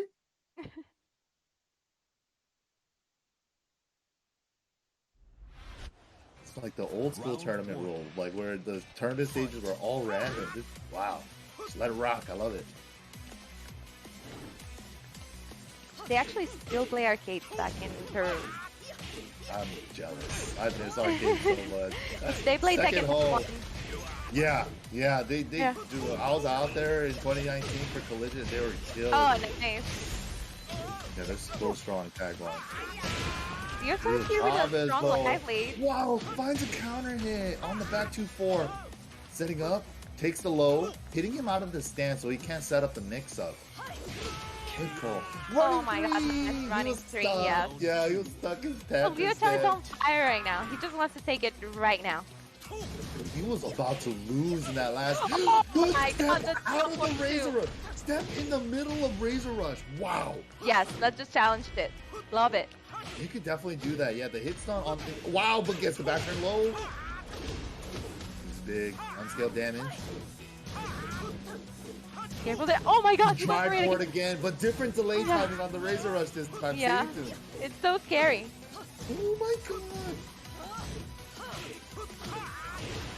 Wow, just uses Nice. it all. Nice Yeah, sweep. because he knew he was going to be out of range. Oh, he tried to launch it, but he Yeah, didn't he get tried. it. It was too much. He was close too. He was super close. Should be close. One more hit. Running one. Pressure. Oh. There we go. I'm going to get you, Razor. Nice block. block. Oh, Ooh. it's only 13 though if she goes to stance. Yeah. Position. Oh, nice quit. I A little love bit of that damage. nickname. That's a Great, dude. Moved it. Oh my! Wow, confirms it. Yes, Good. Leo That's Chavez. really good. Nice. Gets the wall, just short, just short. Didn't get the wall damage. Gotta get off the wall. So scary. Yes, with the sidewalk. Let's So people go. trying to set up the animals. The animals to mix up pressure, lockdown. He's trying That's to a keep lot them of there. pressure, but Wow, Leo- until the low. Oh, he's keeping them there. Goes over the down jab with the Tiger 3, but steps it Yes, this time. the wall Didn't get slap. the pickup. Didn't get the pickup. Oh my god. Oh my god. Oh, no duck. He's just trying to get off the wall. Homing The attack running puts kick? him on the wall. Okay. Oh, another one. Just burning time. Just 3 Burning seconds. time. Great Yeah. job. Gotta do it. I don't know. This is close. The timer is gonna be frozen after the rage drop for like Yeah. 2-3 seconds still. So he has one more chance. Oh my Oh, god. you have to run up. Larry's rage art. You have to Leo run Chavez up on so tournament corner hard. right now. Dude, that was so sick. Oh my god. No No, conversion. misses the combo. It's okay. It's okay. I'm losing my mind over here. This is crazy. That last round was crazy. Holy moly, tightening up. Just trying to chip away. Both of them. Both of them. Okay, goes for the big low, gets it. Gets a small lead Oh my god, off the of squid that. again. Yeah, Leo Chavez just chipping with the squid. Yeah, just shooting a little bit. And playing with the That's all clock. he This needs. is so damn. Gets the It's counter counter hit, hit. but at the wall. Gets the lead with that. Big. Oh Catches my up. Yeah, god. final chance. Turn.